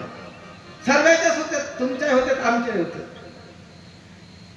त्यांनी सांगितलं का आपण एवढं कधी कोणाचं वाईट नाही केलं, आपण कधी कोणाचं चिंतन वाईट नाही केलं. कोणी विकारी आला आपण त्याला मुठभर दिलं, येणाऱ्या माणसाला तहान भूक जाणली त्याचा मान सन्मान आपल्या परीनं गरिबीच्या परिस्थितीतून त्याचा मान सन्मान केला. नाही चहा घडली गिलासभर पाणी दिलं, पाणी नाही घडलं, दोन शब्द प्रेमाचे बोललो बा. कधी आम्ही ते कोण्या व्यक्तीचा अनादर केला नाही आणि अनादर न केल्यामुळे सुद्धा आम्ही हे का भोगत आहोत, हे कर्म आम्हाला का दोष आहे, आम्ही एवढं चांगलं बघून का हे दोष असणारे आम्ही भोगत आहोत, का दुःख भोगत आहोत नाही का. कर्म या विषयावर चिंतन करतो आपण. तर त्यावेळेस वर्णन करत असताना महाराजांनी सांगितलं का बाबा हे जे आपण भोगत आहोत हा प्रत्येक जणाचा प्रश्न आहे, प्रत्येकाचाच प्रश्न आहे, कोण्याही एका व्यक्तीचा नाही. हा सर्वांचा एक प्रश्न असते का आम्ही एवढं चांगलं वागून आम्हाला हे का भोगा लागते. याच्या वेळेस महाराजांनी सांगितलं का बाबा केले कर्म झाले त्याची भोगा आले, उपजले मेले ऐसे किती. महाराजांनी सांगितलं का कर्म जे झाले आपलेवाले, आपल्या हातून जे कर्म घडले हे कर्म आपण भोगून देण्यासाठी पुन्हा जन्माले आलो असं शास्त्राचा सिद्धांत आहे. त्याचं प्रमाण सांगितलं न उत्तम छे ते कर्म जन्म कोटे शते रते, जन्म कोटे शते रते. दलालधन महाराजाचा दत्तात्रय महाराजाच्या संवादामध्ये दलालधन राजाने सांगितलं होतं देवाने सर्वस्वाचा त्याग केला आणि त्याग केल्याच्यामुळे तुम्ही मोक्षाले का नाही नेलं. तर त्यावेळेस देवाने सांगितलं का 7व्या जन्मामध्ये दलालधन राजाला मोक्षाला नेलं. याच्या मागचं कारण सांगितलं का त्यावेळेस त्यांनी सांगितलं का कारण सांगत असताना त्यांनी सांगितलं का संकल्प सोडला नाही, संकल्प राहिला होता त्याच्यासाठी पुन्हा दलालधन राजाचा जन्म झाला आणि संकल्प सोडल्याच्या नंतर मग झाला. म्हणजे कर्म जर कोणते एक जरी कर्म उरलं, एक जरी कर्म शिल्लक राहिलं गेल्या जन्मातलं ते भोगून देण्यासाठी पुन्हा जन्माला यावं लागते, पुन्हा जन्माला यावं लागते. म्हणून हे सुख दुःख आपल्या जीवनामध्ये जे आपण भोगत आहोत हे सुख दुःख भोगत असताना केल्या कर्माचे फळ आहे, केल्या कर्माचे फळ. पहा एक उदाहरण. एक सुंदर भगवंताची भक्ती करणारा असतं आणि असल्याच्या नंतर योगायोग राजाने त्याचे हात तोडले दोन्ही. लक्ष देऊ नये का कर्माचे फळ कशी भोगायला.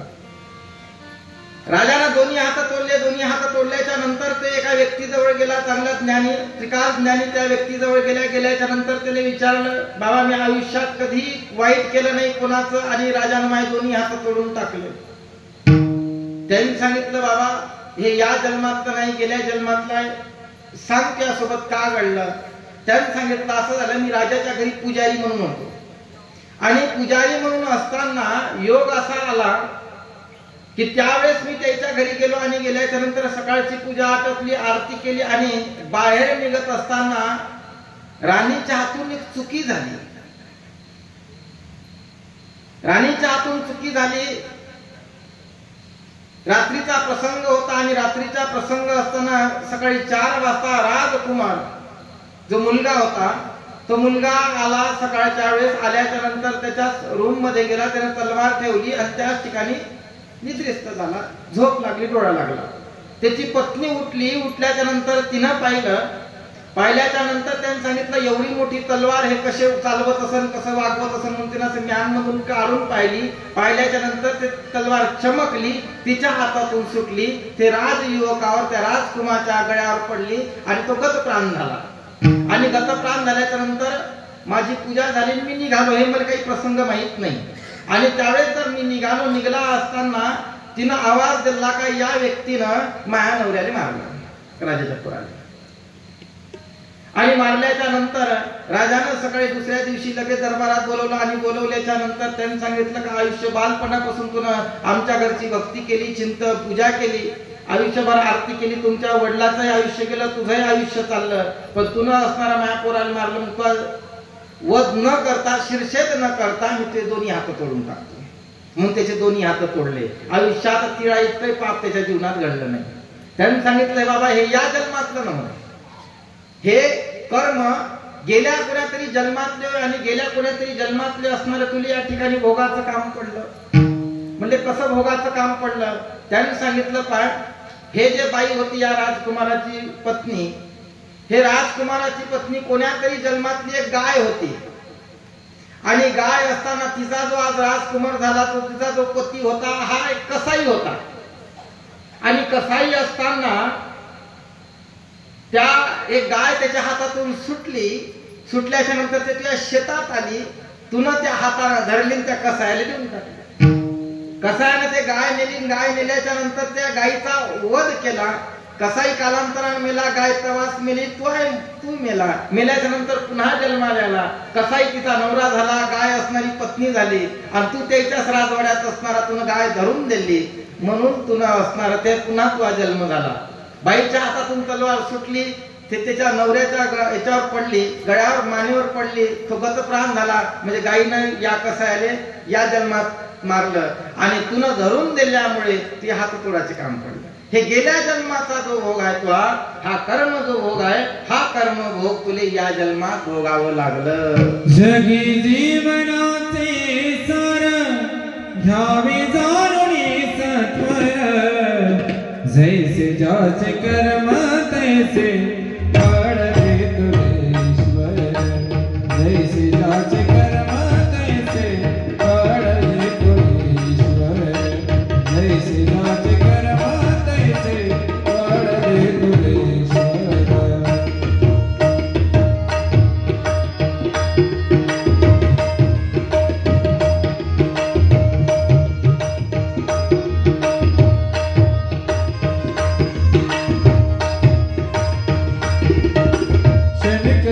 साठी आपल्या कोणी होत निधी भ्रष्ट, कोणी त्यागी जीवन आपली दुःख जगी करणार.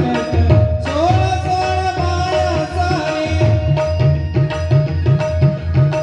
सोळा सोळा माया सारी आहे जग येश्वर, जैसे ज्याचे कर्म तैसे पडले तुलेश्वर, जैसे ज्याचे कर्म तैसे पडले तुलेश्वर, जैसे ज्याचे कर्म तैसे पडले तुलेश्वर.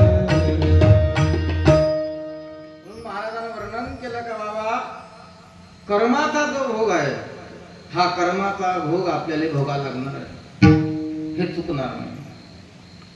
म्हणून महाराजांनी सांगितलं का जे कर्म आपण करत आहोत हे सर्व कर्म जर त्या परमेश्वराला अर्पून जर आपण केलं तर त्यावेळेस त्याचा दोष आपल्याला लागत नाही.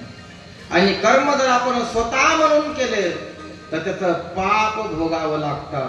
म्हणून महाराजांना वर्णन करत असताना सांगितलं कर्मक्रिया पाप देही मी तू पण. महाराजांनी सांगितलं का या देहामध्ये वर्णन केलेलं आहे कर्म आणि पापाचं वर्णन केलेलं आहे.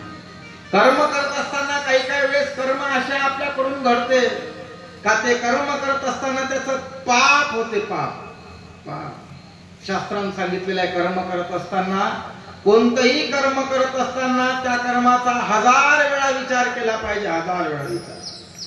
कारण आपण जे कर्म करतो हे कर्म आपल्याला भोगून द्या लागणार आहे. हे चुकणार नाहीच चुकणार. 100% भोगून द्या लागणार आहे. ना भुक्तम छे ते कर्म जन्म कुटी शते रते. शास्त्र सांगते आज नाही उद्या, उद्या नाही परवा, परवा नाही कधीतरी हे आपल्याला भोगून द्या लागते. कर्माचा भोग कधीही चुकत नाही. कारण तर ते आपण अज्ञान रूपात का असेना जाणून असू द्या अज्ञान रूपातून असू द्या पण हे कर्माचा भोग आपल्याला चुकत नाही. तो पाप रूपाने भोगून द्या लागते. पाप रूपाने. आणि हे पाप भरपूर झालं जीवनामध्ये का पुन्हा जन्माला या लागते. पुनरपी जन्म पुनरपी मरणम. पुन्हा पाप झालं का पुन्हा जन्माला या लागते. कारण सांगितलं का हे जे राडगाड का हे म्हणूनच चालू आहे. जोपर्यंत आपण हे सर्व त्या परमेश्वराला अर्पण पहा.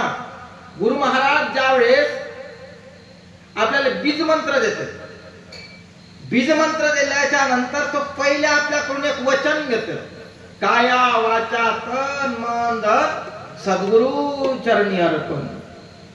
मोलक चुना लिया गुरुने मस्त फकीरी दिया. महाराज सांगतात 1 रुपयाचाही मोल नाही घेतला. काहीच घेतलं नाही. पण काही न घेता भगवंतानं अनमोल ठेवा आपल्या जवळ ठेवला. अनमोल ठेवा जे साक्षात परमेश्वराची भेट करून जन्म मरणाचं दुःख याच्या पलीकडे करणार त्या मोक्ष पदाचं सुख आपल्याला देणार असं बीज मंत्र नाम ज्याला म्हणतो आपण बीज मंत्र ज्याला म्हणतो हे एवढं भगवंतानं आपल्यासाठी दिलेलं आपल्याला दिलेलं आहे. त्या गुरु महाराज अनंत उपकार सांगितलेले आहे गुरु महाराज. म्हणून महाराजांनी सांगितलं कर्म क्रिया पाप देही मी तू पण कराया निरसन गुरु आले किंवा गुरु थोर. महाराजांनी सांगितलं का कर्म झाले आणि कर्म झाल्याच्या नंतर त्याचं पाप झालं कर्माचं. आणि पापाचे प्रकार शास्त्रात सांगितलेले आहेत. बरेचसे शास्त्रामध्ये अलग अलग प्रकार सांगितले. आपण जेवढे शास्त्र वाचले प्रत्येकाचे अलग अलग प्रमाणे सांगितलेले. प्रत्येकाने आपापल्या पद्धतीनं त्याचा वापर करून चिंतन करून त्या चिंतनानुसार केलेले आहे. काही काही प्रकारे 3 प्रकार सांगितले पापाचे. काही वाचिक मानसिक काया वाचा म्हणे कायानं वाचन आणि मनानं होणारे पाप. काही शरीरानं आपण एखाद्या व्यक्तीला त्रास दिला हा सुद्धा पाप आहे. कायचं म्हणजे शरीराचं पाप आहे.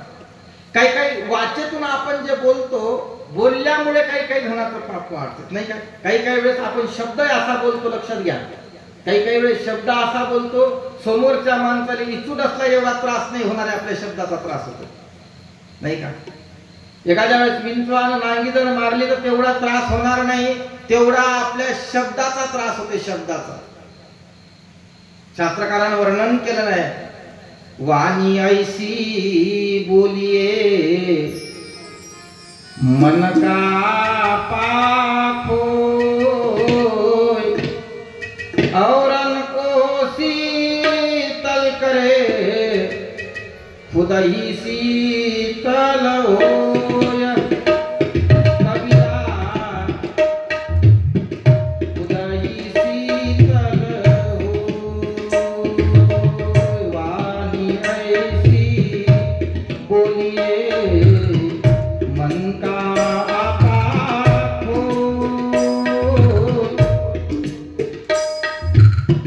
औरन को शीतल करे खुदाई शीतल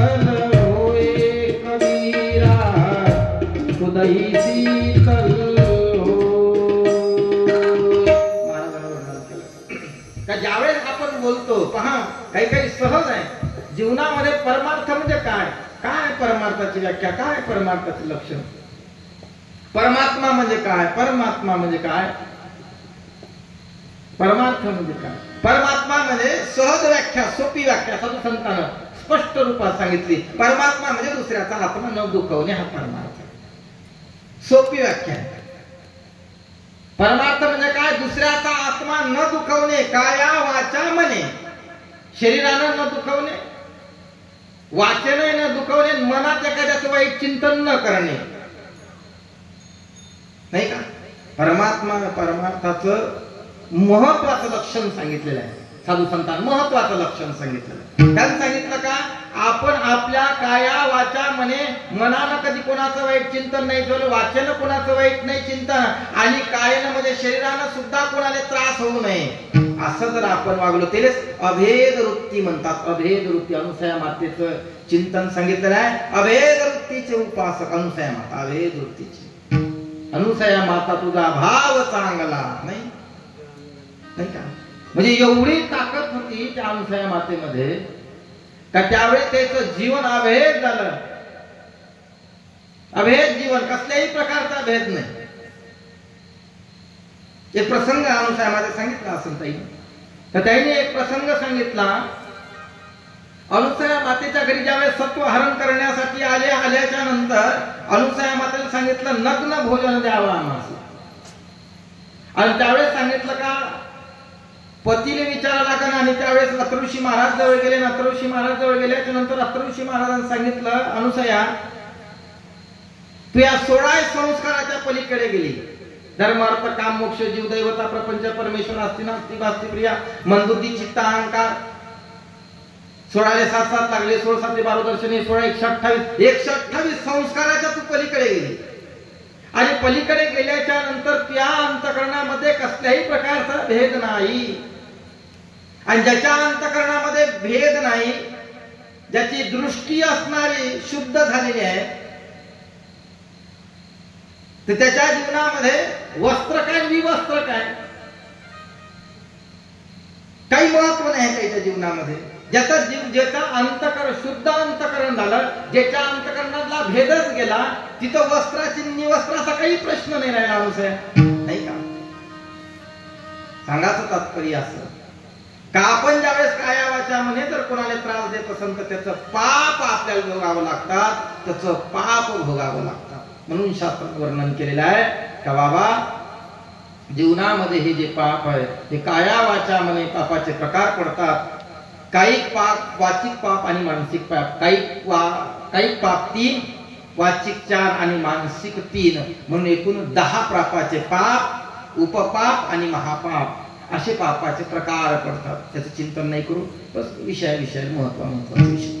तर यावेळेस 10 प्रकार पडतात पापाचे शास्त्रात. त्याच्यापेक्षा जास्त पडतात जर छोटे छोटे आपण जर प्रसंग पाहिला तर. पण म्हणून महाराजांनी सांगितलं का असा प्रसंग महाराजांनी वर्णन केलेले आहे.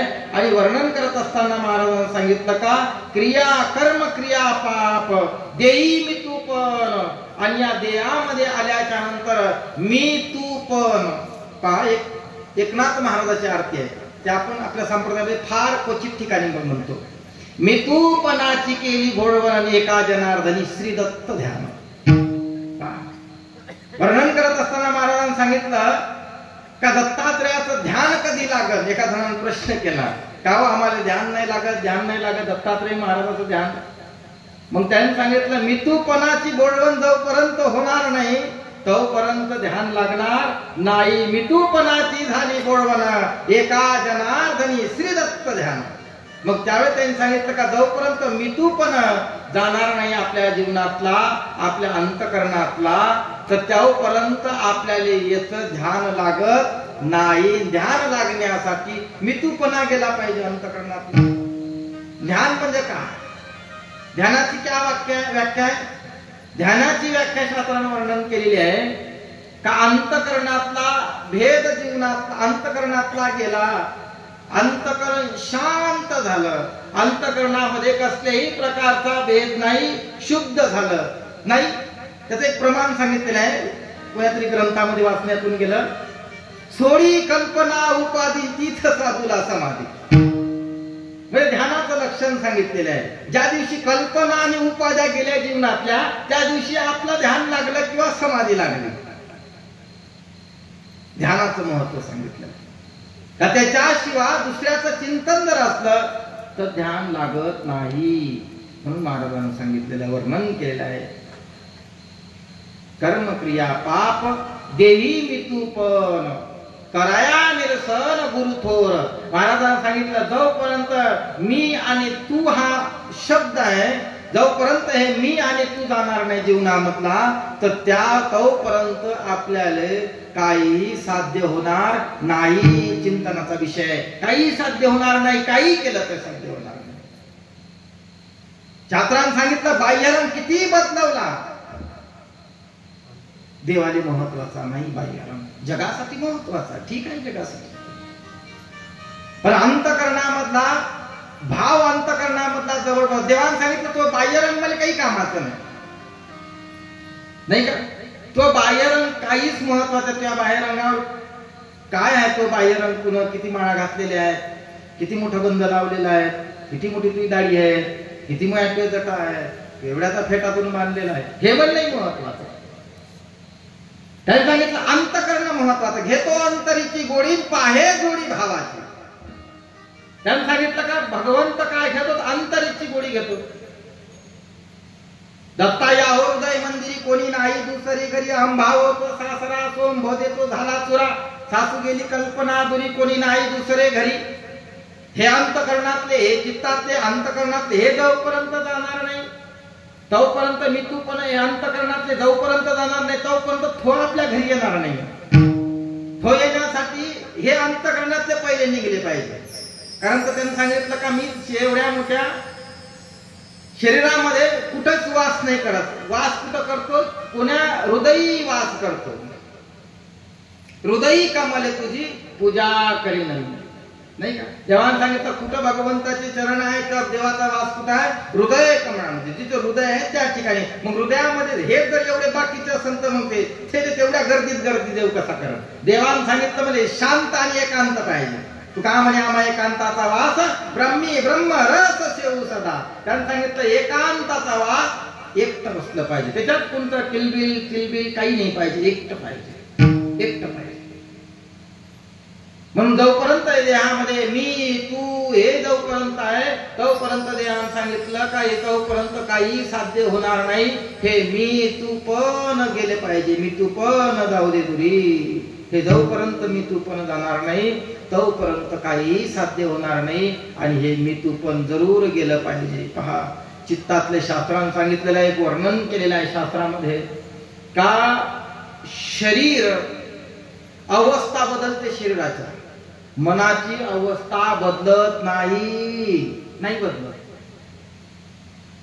शरीराची अवस्था बदलते. दोन सांगितलेल्या अवस्था. शरीराची अवस्था बदलत असताना बालपणात जन्म झाला, बालपणात तारुण्यात आला, तारुण्यात वृद्ध झाला.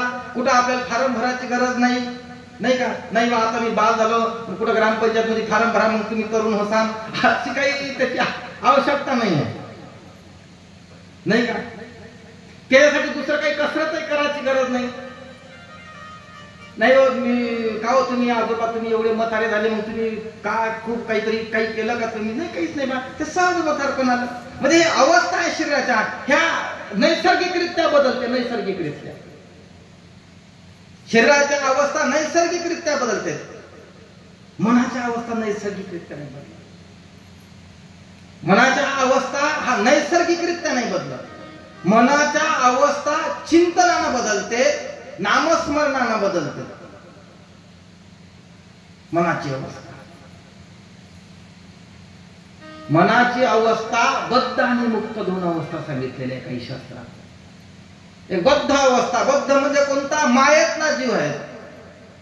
त्याला मितूपणा या विषयावर आपण चिंतन करतात. म्हणजे मायेतला जीव आहे हा बद्ध आहे. आणि एक मुक्त अवस्था. जोपर्यंत हे माझा आहे, मी केलेला आहे, माझा आहे, मी आहे, तू आहे, हे जोपर्यंत आहे तोपर्यंत हा जीव कसा आहे, बद्ध आहे. आणि ज्या दिवशी मी तू पण हे ज्या दिवशी आपल्यामध्ये गेला त्यावेळेस मुक्त अवस्था झाली त्याची, मुक्त अवस्था. तिथं मी आणि तूपणाच राहिला नाही, तिथं केवळ आपलंच झालं सर्व. आपण आपलंच ज्यावेळेस झालं त्यावेळेस तो मुक्त अवस्था झाली. मुक्त अवस्था हे सहज नाही हो, सहज. महाराजांनी सांगितलं वयाच्या प्रबोधे विचार जाणाई समान तो देही बालकासी. महाराजांनी वर्णन केलं का ज्याच्या वेळेस जर त्याच्या जीवनामध्ये वयानुसार जर अवस्था बदलल्या नाही, विचार बदलले नाही, तर त्याच्यात आणि बालकात काही फरक नाही, काहीच फरक नाही, काहीच फरक नाही. त्यांनी सांगितलं का त्याच्या अवस्था बदलण्यासाठी त्याला चिंतन करावं लागणार आहे, प्रखर साधना करावं लागणार आहे. त्यावेळेस त्या मनाच्या अवस्था बदलते. आणि मनाची अवस्था एक वेळा बदलली, पहा, नरकाले कारणीभूत मनच आहे आणि मोक्षाले कारणीभूत मन आहे. मन आहे, मन. मनानं जर ठरवलं का नाही आपल्याला मोक्षाला जायचं आहे, त्यावेळेस सर्व अंतकरणातल्या देवी दैवता सर्व दोष काढून टाकले. आणि मनानं ठरवलं नाही बा, हे याच्याशिवाय निमतच नाही आपल्याला, जरी आपण बीज मंत्र घेतला असेल पण हे आपल्याला करावंच लागते, चला तिकडे नरकाकडे. आहे का नाही? ह्या मनाच्या अवस्था आहे. आणि मनाच्या अवस्था तुका म्हणे मन चंचल हाती येईल गुरुच्या बळ. शास्त्र सांगते मनाला स्थिर करवाया धरी गुरु प्रेम हृदया तया विनान्य ना कोणी. मनाला बोधवी सकया, मनाला जर बोध करणारा संत सद्गुरु महाराजच आहे. सद्गुरु महाराजाशिवाय मनाला बोध करणारा नाही. आणि मन कोण्या ठिकाणी आहे? मनानं सांगितलं का, मनानं एका शास्त्रकारानं वर्णन केलं आहे, मन एका गायीसारखं आहे. मन ओढाळ ओढाळ उभ्या पिकात ढोराळे किती अकला अकला फिरू येते पिकावर, फिरू एक पिकावर. त्यांनी सांगितलं मन कसं आहे? छोट्या गाईसारखं आहे. किती हाकला ते पुन्हा येते, किती हाकला पुन्हा त्याच्यावर येतात, नाही का? जोपर्यंत त्या मनाले बोध होणार नाही. आणि मनाले बोध होण्यासाठी समोरच्या माणसानं आपल्याला बीजमंत्र सांगितला म्हणजेच नाही झाला, आपल्याला सुद्धा त्याचे ते चिंतन करावं लागणार आहे, त्याचं नामस्मरण करावं लागणार आहे, तरच हे प्राप्त होते. सहज नाही प्राप्त होत. सहज मनाच्या अवस्था नाही बदलत, सहज नाही बदलत. त्याच्यासाठी तशी प्रखर साधना, नामस्मरण सांगितलं तसं नामस्मरण सांगितलं. जो अष्टप्रहरी करी स्मरण कदापि न होय अनुमान, तो मी मोक्ष पदा लागून सत्य सत्य वचन दलाल धना. त्यांनी सांगितलं का जोपर्यंत तो अखंड नामस्मरण करत नाही, अष्टप्रहर नामस्मरण करत नाही, तोपर्यंत त्याचं असणारा तो मोक्षापर्यंत पोहोचू शकत नाही, पोहोचू शकत नाही. अष्टप्रहर नामस्मरण, अष्टप्रहर नामस्मरण, तरच त्याला साध्य होईल. म्हणून महाराजांनी सांगितलं कर्म क्रिया पाप देई मी तूपन कराया निरसन सद्गुरु आले. मग हे एवढ्या अवस्था बदलवण्यासाठी, एवढ्या जीवाले तिथपर्यंत नेण्यासाठी कोण आले? दत्तात्रय महाराज आले, स्वतः आले, नाही का? सोमामृताचा आपण कलमामध्ये म्हणतो, सोमामृताचा कंद मृत्यू लोक अवतरला, अगाध वेश माया धरला, चौयुगे धनी निष्कलंक झाला, त्याशी कोणी नाही आपी पेरला.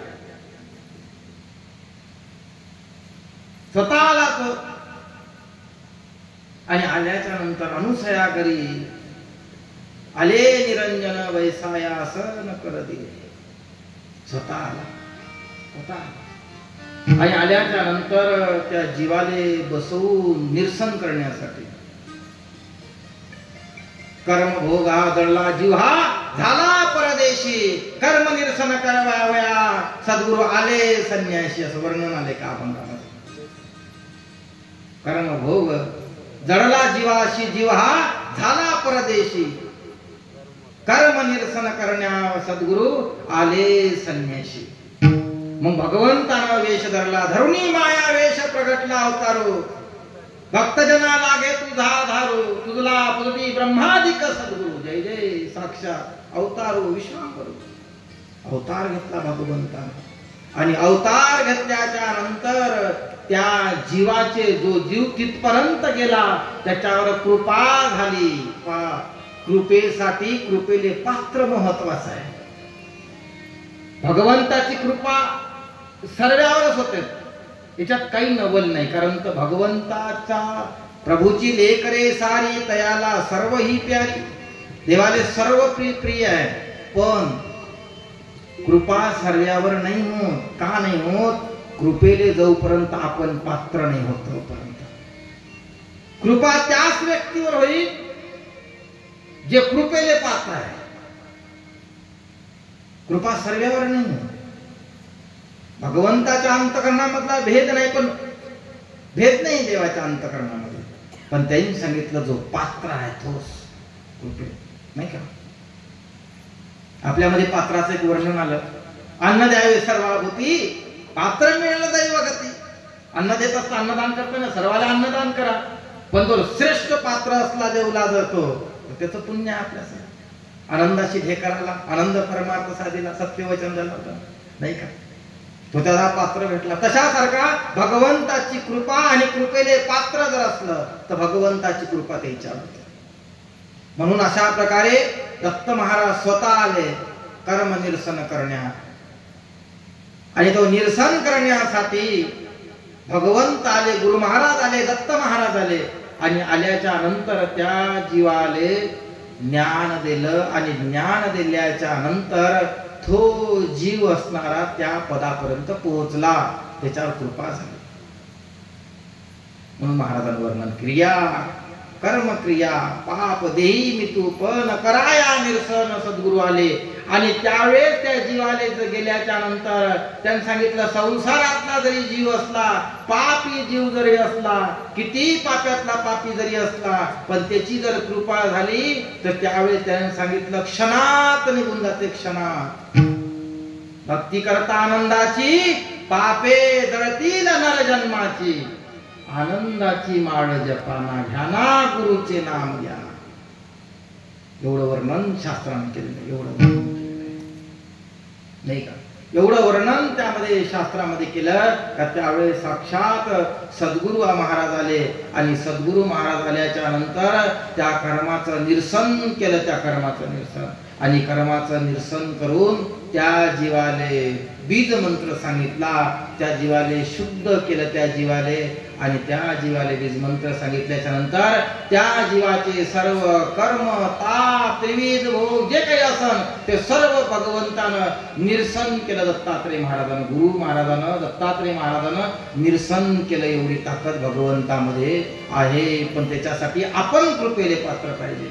आपण कृपेले पात्र असलं का त्यावेळेस भगवंत निवारण करते. तृणाग्नी वेळे समरस झाले, त्यांनी सांगितलं का जसा ज्या पद्धतीनं कितीही पापाचे तरी डोंगर असले, कितीही पाप, एवढे पाप असलं, एवढे पाप असले, त्यानंतर एक वेळा अग्नीने विचारलं पृथ्वीले, पृथ्वी हे सर्व गवत तयार करायला, सर्व जगभर गवत, या पृथ्वीभर गवत तयार करायला किती दिवस लागन तुले?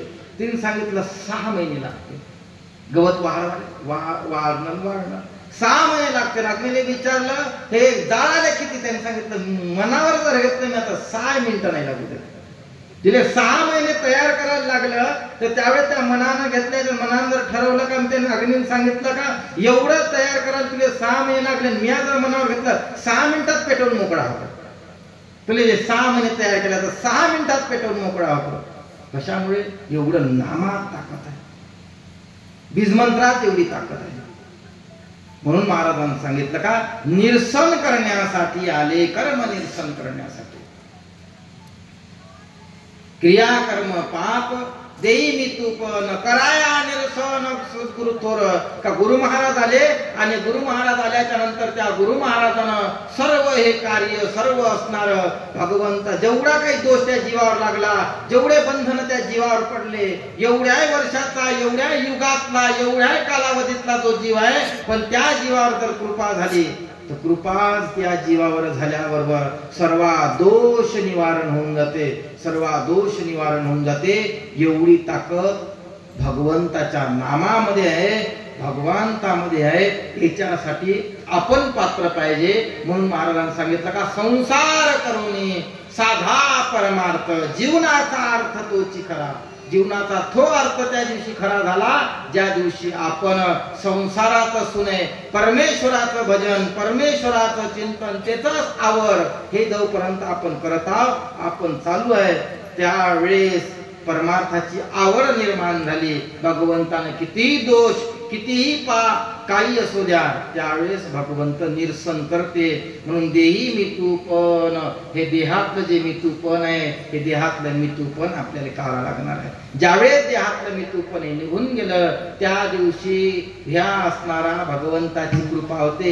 आणि भगवंताची कृपा सहज नाही होत, तर त्यावेळेस आपल्या अंतकरणामधून भ्रांतीचं पढळ देवान सांगितलेलं आहे का, जे भ्रांतीचं पढळ आपल्या डोळ्यामध्ये पडलेलं आहे, तो भ्रांतीचं पढळ गुरु महाराज आपल्या डोळ्यातून काढून टाकते. निरसन म्हणजे काय करते? निरसन करत असताना त्यावेळेस आपल्याला सत्य, निरसन या शब्दाचा अर्थ काय? सत्य आणि असत्य समजावून सांगणे, नाही का? खलवित ब्रह्म आहे ते सर्व मिथ्या, प्रपंच जैसे आभास, मृगजड संसार भ्रांतीचे पढळ, आत्माराम शरण परब्रह्म केवळ. हे निरसन करणे म्हणजे बाबा संसारात काही नाही,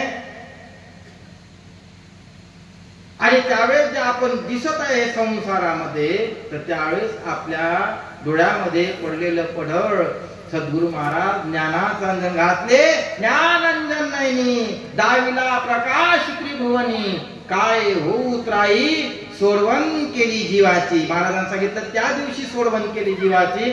आपल्या डोळ्यामध्ये, नेत्रामध्ये जे भ्रांतीचं पढळ पडलं, हे भ्रांतीचं भ्रमाचं जे पढळ पडलं, हे सद्गुरु महाराजांना काढलं. त्यावेळेस ज्ञानाचे अंजन घातले, ज्ञान अंजन नयनी दाविला प्रकाश त्रिभुवनी, काय होऊ त्राई सोडवण केली जीवाची. म्हणून महाराजांनी सांगितलं का त्यावेळेस गुरु महाराजाची कृपा झाली, आणि गुरु महाराजाची कृपा झाल्याच्या नंतर हा सर्व दोष निवारण झाला. एवढी ताकद गुरु महाराजामध्ये आहे. महाराज वर्णन करत असताना, महाराजांना वर्णन करून सांगितलं का बाबा, जीव असणारा अशा पद्धतीनं त्या जीवाचा दोष असणारा भगवंतानं निवारण केला. तिसऱ्या चरणामध्ये महाराज सांगतात, जीवाचा स्वधर्म आनंद दत्त नाम, जीवाचा स्वधर्म आनंद दत्त नाम, अहर्निशी काम जपा नाम. महाराजांनी सांगितलं का मग जीवाचा स्वधर्म का सांगितला? कोणता धर्म सांगितला जीवाचा? जीवाले काय, जीवाचा स्वधर्म म्हणजे काय? स्वधर्म महाराजांनी वर्णन करत असताना सांगितलं, स्वधर्माचे लक्षण सांगितले जीवाचे. आणि स्वधर्माचे लक्षण करत सांगत असताना महाराजांनी सांगितलं का स्वधर्म, स्वधर्म म्हणजे जीवाचं हित कशात आहे. महाराजांनी सांगितलं का जीवाचं हित भगवंत आलिया जन्माशी करावे स्वहित, मना आनंद दत्त वेळोवेळा.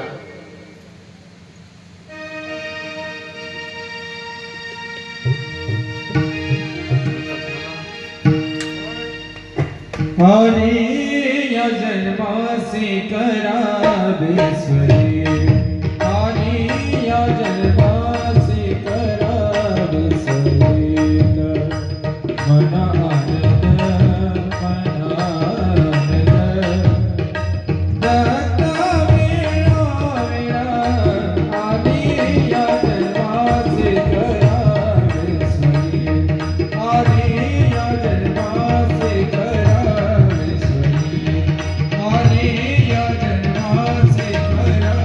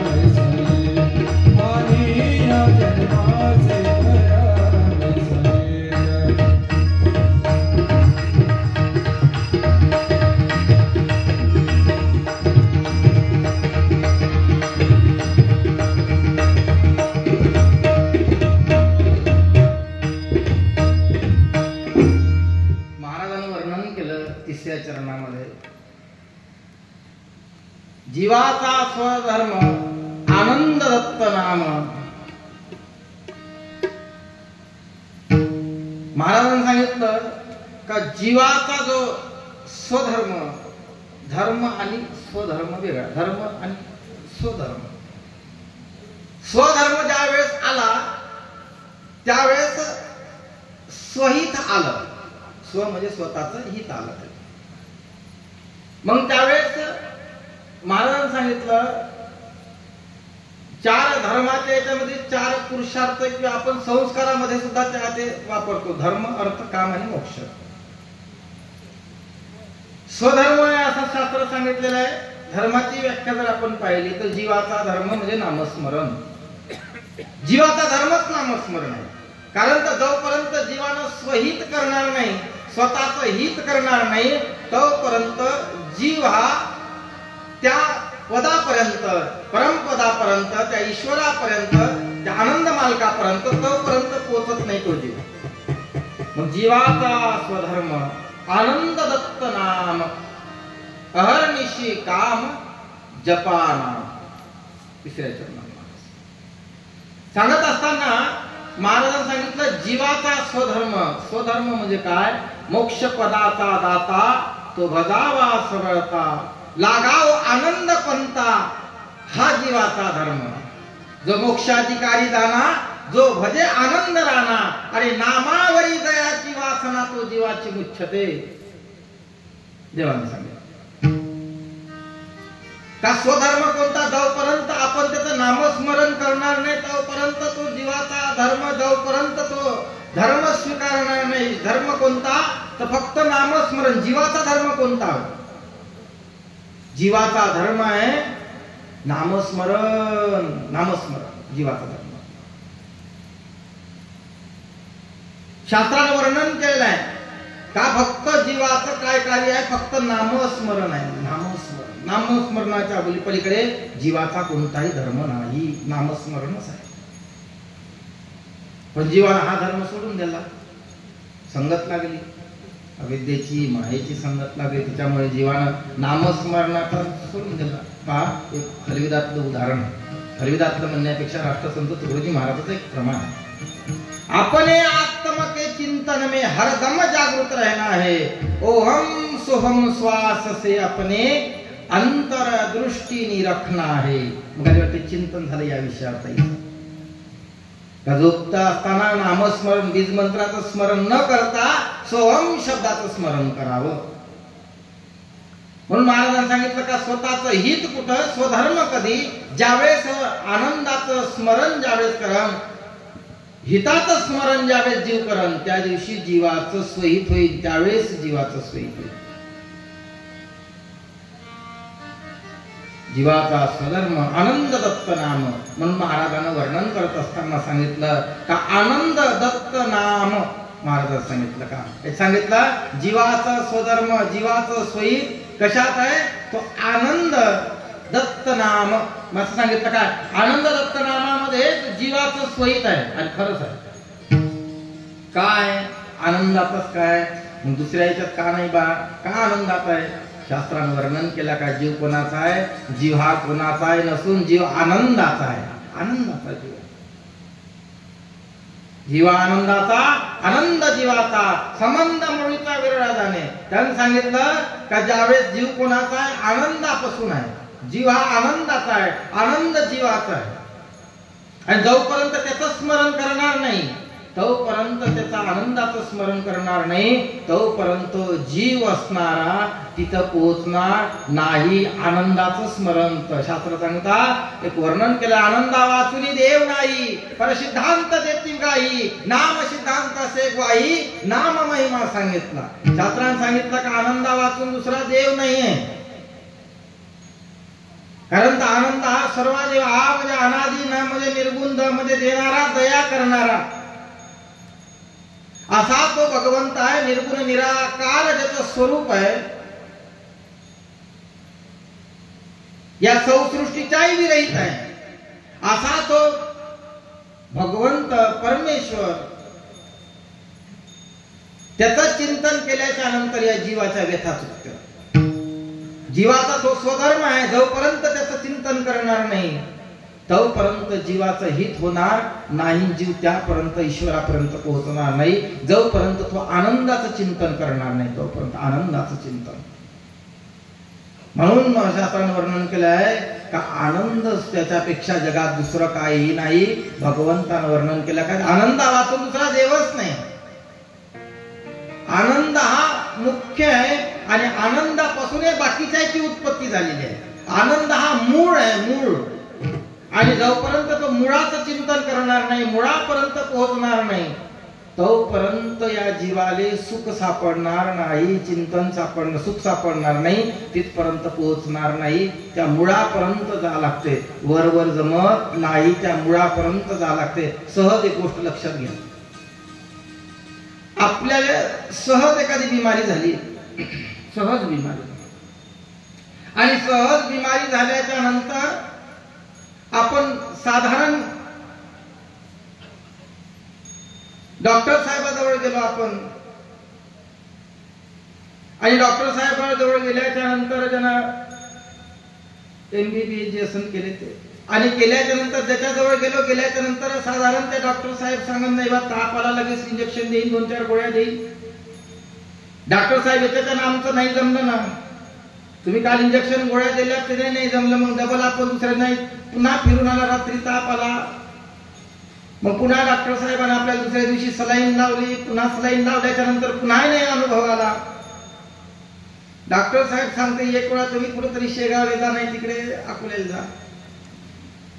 आणि त्यावेळेस अकोल्याला जा म्हणल्याच्या नंतर ज्यावेळेस आपण त्या डॉक्टर जवळ गेलो, मोठ्या डॉक्टर जवळ गेल्या तो सांगते डॉक्टर साहेब का झालं. त्यांनी सांगितलं डॉक्टर साहेब आम्हाला तब्येत नाही, आम्ही गावात गोळ्या इंजेक्शन घेऊन पाहिलं, सलाईन घेऊन पाहिली, पण ताप बरा नाही होत आहे. ते सरळ पहिले सांगते रक्त लघवी तपासा, नाही का. ते पहिले सांगते तुम्हाला आताही नाही ना, ते सांगते तुम्ही इथून सरळ ते रक्त लघवी तपासून घ्या. आणि रक्त लघवी तपासल्याच्या नंतर त्या रक्तामध्ये लघवीमध्ये कोणतं काय विटॅमिन, काय कमी झालं, वाढला, पेशी वाढल्या, कमी झाल्या, काय असन तर त्यावेळेस ते सांगते की बाबा हे वाढलं तेवढं कमी झालं, मग ते वाढल्या असन तर कमी करायच्या गोळ्या देते, आणि कमी झाल्या असेल तर वाढण्याच्या गोळ्या देते. त्या 2 गोळ्यामध्ये तापच बिमारी दुरुस्त होते. सांगायचं तात्पर्य असं का आपण कितीही देवतेचं स्मरण केलं, कोण्याही देवतेचं जर स्मरण केलं आपण, तर कोण्याही देवतेचं स्मरण केल्याच्या नंतर आपण त्रेतायुगी कृतायुगी आत्मउपासना केली एकनिष्ठ, लक्ष फळ भोगिले जीवा, चुकले नाही कष्ट, नाही का. त्याला सांगितलं आपण कोण्या युगात केले असेल, किती देवतेची आपण भक्ती केली असेल, तिथं जीवाले सुख लाभलं नाही, जीवाले सुख नाही लाभलं. जीवाले सुख कुठं लाभलं, ज्या ठिकाणी ज्या मालकाचं चिंतन आपण केलं, त्याचं नामस्मरण केलं, तो आनंद ज्या दिवशी आपल्याला सापडला, मूळ आपल्याला सापडलं, त्या दिवशी आपली बिमारी गेली, त्या दिवशी आपण त्या आनंद मालकापर्यंत पोहोचू. त्यावेळेस आनंद मालका, तोपर्यंत त्या मालका जवळ आपण पोहोचणार नाही. त्याचं दुसरं जरी उदाहरण सांगतो म्हणून, आपलं एखादं लेकरू जर हरपलं कळंबामध्ये हरपलं लेकरू अकोल्यामध्ये गेल्याच्या नंतर त्याला विचारलं बाबा तो कोण्या गावचा, नाही तो त्या गावाच्या एरियातले गावातले नाव सांगत आहे, नाही का. तो प्रत्येक गावातलं नाही मी फलाण्या गावचा आहे, नाही मी या गावचा, नाही मी मूर्तिजापूरचा होय, नाही कारंजाचा होय, नाही बारलिंगाचा होय, नाही इकडला होय, तिकडला, त्या गावाचे नाव सांगले. तिथपर्यंत न्याचं गावभर हिंडाचं पुन्हा वापस आणून घालायचं, तिथपर्यंत न्याचं गावभर फिराचं पुन्हा वापस. पण त्या दिवशी तो म्हणून मी कळंब्याचा होय, तर त्यावेळेस कळंब्यामध्ये आल्याच्या नंतर त्याचं घर सापडलं नाही बाबा, मग त्या दिवशी तो त्याच्या घरी जाईल. इथपर्यंत किती जरी फिरला तो, तर तिकडे त्याला सापडणार नाही. म्हणून जीवाचा स्वधर्म कोणता आहे, आनंद दत्त नाम. स्वधर्म म्हणजे त्या दिवशी त्यानं म्हणन का नाही बा मी कळंब्याचा होय, मा इथं घर आहे, तर त्यावेळेस त्यानं खरा पता सांगितल्याच्या नंतर त्याला खरंच त्या गावात आणून सोडन. पण आपलं तसं नाही, आपलं लेकरू चुकलं कुठं आपण नाव घेतो कोणाचं, नाही का. जीव कोणाचा होय, नाव घेणं कोणाचं चालू आहे, चाललो कुठं, गाव कुठं, नाही का. अवघड झाला ना हा विषय. म्हणून शास्त्रानं वर्णन केलेलं आहे का बाबा आपण ज्याचे होय, आपण ज्या मालकाचे, त्याच मालकाचं नाव घ्यावं, आणि त्या मालकाचं नाव घेतल्याच्या नंतर या जीवाला सुख प्राप्त होईल. तो जीव तिथपर्यंत जाईल, त्याचं जोपर्यंत आपण नाव घेणार नाही तोपर्यंत आपण तिथपर्यंत पोहोचणार नाही. तिथपर्यंत पोहोचासाठी त्या मालकाचंच नाव घ्यावं लागतात. शास्त्रानं वर्णन केलं आहे. जीवाचा स्वधर्म आनंद नाम अहर्निशी काम जपा नाम. मग अहर्निशी कोणतं काम आहे? फक्त नामस्मरण करा. मग नामस्मरण करत असताना नाही हो मग माळच घेऊन बसा लागते का दिवसभर? नाही मठातच बसा लागते का? बाकीचे कामं नाही का? तसं नाही. शास्त्रानं असं वर्णनच केलं नाही कुठंच नाही. सर्व संसारातलं काम सोडून द्या आणि माळ घेऊन बसा असं वर्णन नाही. त्याने सांगितलं का तू दळीता कांडिता अंगण धाडिता लोटीता अरे कोणतंही कार्य करत असताना भगवंताचं नाव घ्यावं. काही काही जणांचा असा प्रश्न आम्ही आंघोळ नाही केली. अरे बाबा देवाचं नावच पवित्र आहे ना. ते पवित्र नाव असताना तिथं आंघोळीची गरज नाही काही नाही काही. म्हणून गोड सर्व भावे न लगे अंग धुवावे तोंड धुवावे अर्थ चार जीवन भ्यावे लागे संसारा शास्त्र सांगते. तर बाबा त्याचं नाव एवढं गोड आणि पवित्र आहे का त्यावेळेस तुम्ही कसंही घ्या कोण्याही रूपात घ्या तुम्हाला काही तसा बाधा होणार नाही. कसंही घ्या ना. बरेचशा वेळेस प्रश्न असेच प्रश्न पडतात काही काही वेळ नाही आम्ही आंघोळच नाही केली आम्ही फलानं झालं नाही विस्थानच झालं नाही. अरे बाबा त्याचं काही गरज नाही. तिथं पवित्र नाव आहे ना. पवित्र करायला काही प्रश्न नाही त्याचा नाही का. असं आपण म्हणावं का तिथं इस्तू पेटवला सारा कचरा तसाच राहिला इस्तू पेटून शांत झाला. अरे बाबा तिथं इस्तू झाला म्हणजे कचरा गेला तो पवित्र आहे ना. तुला अग्नी मिळेल. त्याने सांगितलं पवित्र आहे ते. तुला नाही आंघोळ केली तरी नाव पवित्र आहे नाही का. म्हणून महाराजांनी सांगितलं का जीवाचा स्वधर्म आनंद दत्त नाम अहर्निशी काम जपा नाम. का त्याचं अखंड नामस्मरणात राहा. नामस्मरणा व्यतिरिक्त राहू नका. क्षण आपला आयुष्यातला गमवू नका. कारण तर हे पुन्हा आपल्या आयुष्यात येणे नाही. येणेच नाही. पुन्हा येणे नाही. हे सर्व गोष्टी पुन्हा भेटन. पुनर्विताम पुनर्मित्राम पुनर्भार्या पुनर्मही येतात सर्व पुनर्लभ्यम न शरीरम पुन्हा पुन्हा वर्णन केलेलं आहे. या सर्व गोष्टी पुन्हा प्राप्त होईल पुन्हा प्राप्त होईल पुन्हा प्राप्त होईल. पण शरीर पुन्हा प्राप्त होणार नाही. ते एकच वेळा आपण या ठिकाणी आलो. या ठिकाणी आल्याच्या नंतर हे नरदेह प्राप्त झाला. अनंत जन्मातून या पुण्याईनं नरदेह प्राप्त झाला आणि प्राप्त झाल्याच्या नंतर त्याच्यातही अनंत जन्माची पुण्याई आपण या महाराष्ट्रात आलो. महाराष्ट्रातही पुण्यवान आलो आपण. माहूरच्या सानिध्यामध्ये साधू संतांच्या सानिध्यामध्ये आनंद संप्रदायाच्या सानिध्यामध्ये आपण या ठिकाणी आलो. म्हणजे महापुण्यवान शास्त्रानं सांगितलं. शास्त्रानं सांगितलं महापुण्यवान कोणाने म्हणा जो भगवंताचं नामस्मरण करत असतो. भाग्यवान नाव म्हणावं. भाग्यवंत मनोदया अवघी देवावरी माया. कोणाला म्हणावं का जो सदैव त्या भगवंताच्या चिंतनात भगवंताच्या नामस्मरणात नाही का. या ठिकाणी प्रवचनाने आल्या तो 20 किलोच्या गादीवर एसी मध्ये जर झोपून असेल तो भाग्यवान नाही. तो इथं गरमी जरी होत असेल तरी आपला काही टावेलानं रुमालीनं घाम पुसत असेल तरी तो भाग्यवान आहे. तो एशीत झोपलेला 20 किलोच्या गादीवरचा भाग्यवान नाही. कारण तो अज्ञान जीव आहे.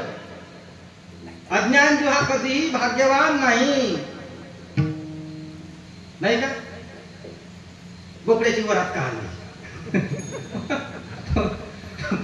चैत्र महिन्यात आमच्या भागात आता वराती निघते आमचं लागते माहिती आहे तुम्हाला सर्व. निरंजन माहूर आम्ही सारखे निरंजन माहूरचं गाव आमचं गाव सारखं म्हणजे आमचा एरिया तो सारखा. आता आम्ही उल्लेख नाही करतो. युट्यूब चॅनल चालू आहे तसा सारखा विषय आहे तो. तर ते सारखंच आहे. बोकड्याची वरात का आली. बोकड्याला आनंद झाला. काय म्हणेल का माय सारे लोक पायाला खान पूजा करतात. आम्ही पण तुम्ही कापते ना का आता नेऊन नंबर आहे ना आता. हे पूजा करत असन पाया लागत असेल तर काही नाही वरात तरी का नाही तुझा नंबर आहे. म्हणजे तसा भ्रम आहे आपला तो अज्ञानातला भ्रम आहे. हे जाऊ देते एवढ्या गर्मीमध्ये बसते का तिथं घरूनच तर ऐकू येते. बोकड्या आहे तू काही काम नाही का. तो काही काम तो इथं काम हित कुठं आहे हे महत्वाचं. हित स्वहित कुठं आहे. स्वहित जिथं आहे जिथं या जीवाले बोध आहे जिथं या जीवाले ज्ञान आहे त्या ठिकाणी स्वहित आहे. म्हणून जीवनामध्ये अत्यंत महत्वाचा आहे परमार्थ. परमार्थ वाचून जीवन आनंदा वाचून वाणी न वेचावी असं शास्त्र सांगतं. आनंद वाचून काहीच करू नये. आनंद हा मूळ आहे, सर्वांचा मूळ आहे, सर्व संप्रदायाचा मूळ आहे, सर्वांचाच मूळ आहे आनंद. कारण तर सर्व जीव असणारा तळमळत आहे आनंदासाठी. सत्य आहे, फक्त भ्रम असा पडला, देवी देवताचा झाला भ्रम पडला, भ्रमित झाला, त्याच्यामुळे तिला सुचत नाही काय करावं. कोण आहे जीवाचा दाता, मोक्ष पदाचा दाता कोण आहे, काय आहे, कसं आहे. नाही जाणामी होतो जीवाचा उद्धार, त्याची निज सार कानी सांगा. कुशानंद म्हणे बाळ मी अज्ञानान बीजाचा विचार काय जाणू. शास्त्र सांगते म्हणून शास्त्रानं वर्णन केलेलं आहे का बाबा जीवाचा उद्धार केवळ नामस्मरणामध्ये, चिंतनामध्ये आहे. आणि अशा प्रकारे महाराजांनी या ठिकाणी 3 चरणाचं वर्णन सांगितलं. 2 चरण राहिले वेळेच्या अभावी. आता आपण वेळ झालेला आहे भरपूर. आपला जो टाईम होता त्या टाईमात झालं एकदम म्हणजे डोक्याच्या वरून गेलं, एवढं योग्य नाही ना. त्याच्यामुळे आता आपला टाईम झाला, राहिलेले 2 चरण राहिले तर 2 चरण वेळ लागेल. त्यासाठी आपण हे 2 चरण राहू देऊ. जेव्हा केव्हा योग आला त्यावेळेस मग आपण ते पाहू. या ठिकाणी आपण आपला प्रवचनाचा कार्यक्रम आणि सुंदर असा यूट्यूब चॅनलच्या माध्यमातून अंकुश भाऊ दत्तर अकोला देवदत्त यूट्यूब चॅनल आहे, तर त्याचं यूट्यूब चॅनल पुन्हा दुसरा एक कॅमेरा भाऊचा त्याचा सुद्धा चॅनलच्या माध्यमातून बरेचशा जणाच्या कानाकोपऱ्याचा त्या संप्रदायाचा भरपूर. आणि आमचे ते नेहमी सत्संगाचे गुरुजी डॉक्टर साहेब ताई, पल्लवीताई, डॉक्टर साहेब या सुद्धा या ठिकाणी खैरकार आपले साहेब, पुन्हा सर्वजण, सर्वांचा तर विशेष आता परिचय नाही, पण तुम्ही सर्वजण आले या ठिकाणी. आणि आल्याच्या नंतर सर्व आनंद देवदत्त या ठिकाणी तुम्ही आले, बसले.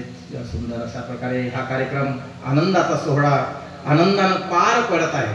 अशा प्रकारे प्रबंध करून घेत आहे. ताई सुद्धा या ठिकाणी सुंदर असणारा बोध आपल्या चिंतनातून असं खूप चिंतन सुंदर आणि उपस्थिती चांगली उपस्थिती आणि सर्वांना आनंदानं श्रवण केलं. या ठिकाणी आपण आपला चिंतनाचा कार्यक्रम, प्रवचनाचा कार्यक्रम या ठिकाणी आपण थांबवून देऊ. झालेली कीर्तनरूपी सेवा दत्तप्रभूच्या गुरु महाराजांच्या तुमच्या सर्वांच्या चरणावर समर्पित करून या ठिकाणी मी आवानीला पूर्ण विराम देतो. सद्गुरु महाराज की जय, माळे की जय. आनंद चिंतनम श्री गुरुदेव दत्त सद्गुरु महंत मंपुरी महाराज की जय.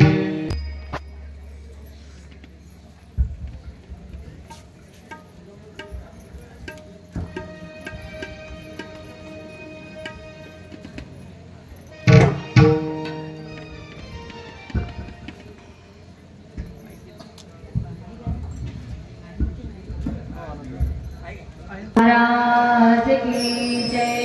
अत्रि ऋषिनुसया माये की जय.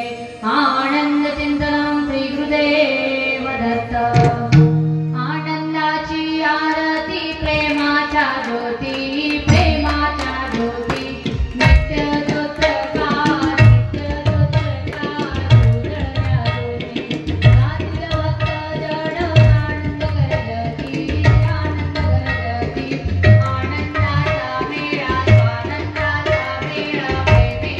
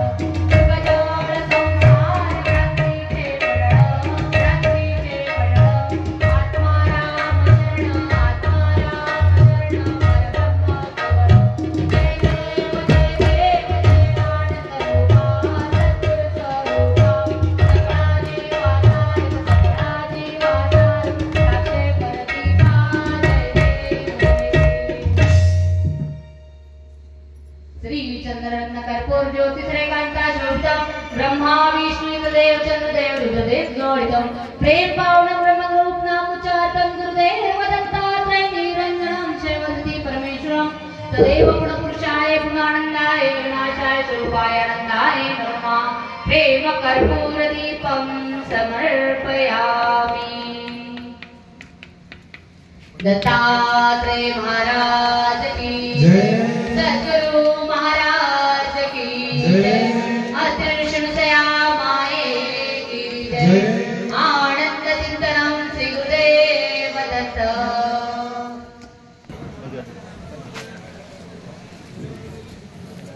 पावला प्रसाद आता भाग्य उदय झाले सद्गुरु स्वामीने माया विरहित केले माया विरहित केले ज्ञान भक्ती वैराग्याचा प्रसाद घेऊन ज्ञान भक्ती वैराग्याचा प्रसाद घेऊन निज नामाचे संदूक उघडले आता काही नाही ऊन पावला प्रसाद आता भाग्य उदय झाले सद्गुरु स्वामीने माया विरहित केले माया विरहित केले निर्गुणस्ता सगुण झाला भक्ता कारण निर्गुणस्ता सगुण झाला भक्ता कारण निज नामाची ज्योत माझ्या सद्गुरूच्या चरणा पावला प्रसाद आता भाग्य उदय झाले सद्गुरु स्वामीने माया विरहित केले माया विरहित केले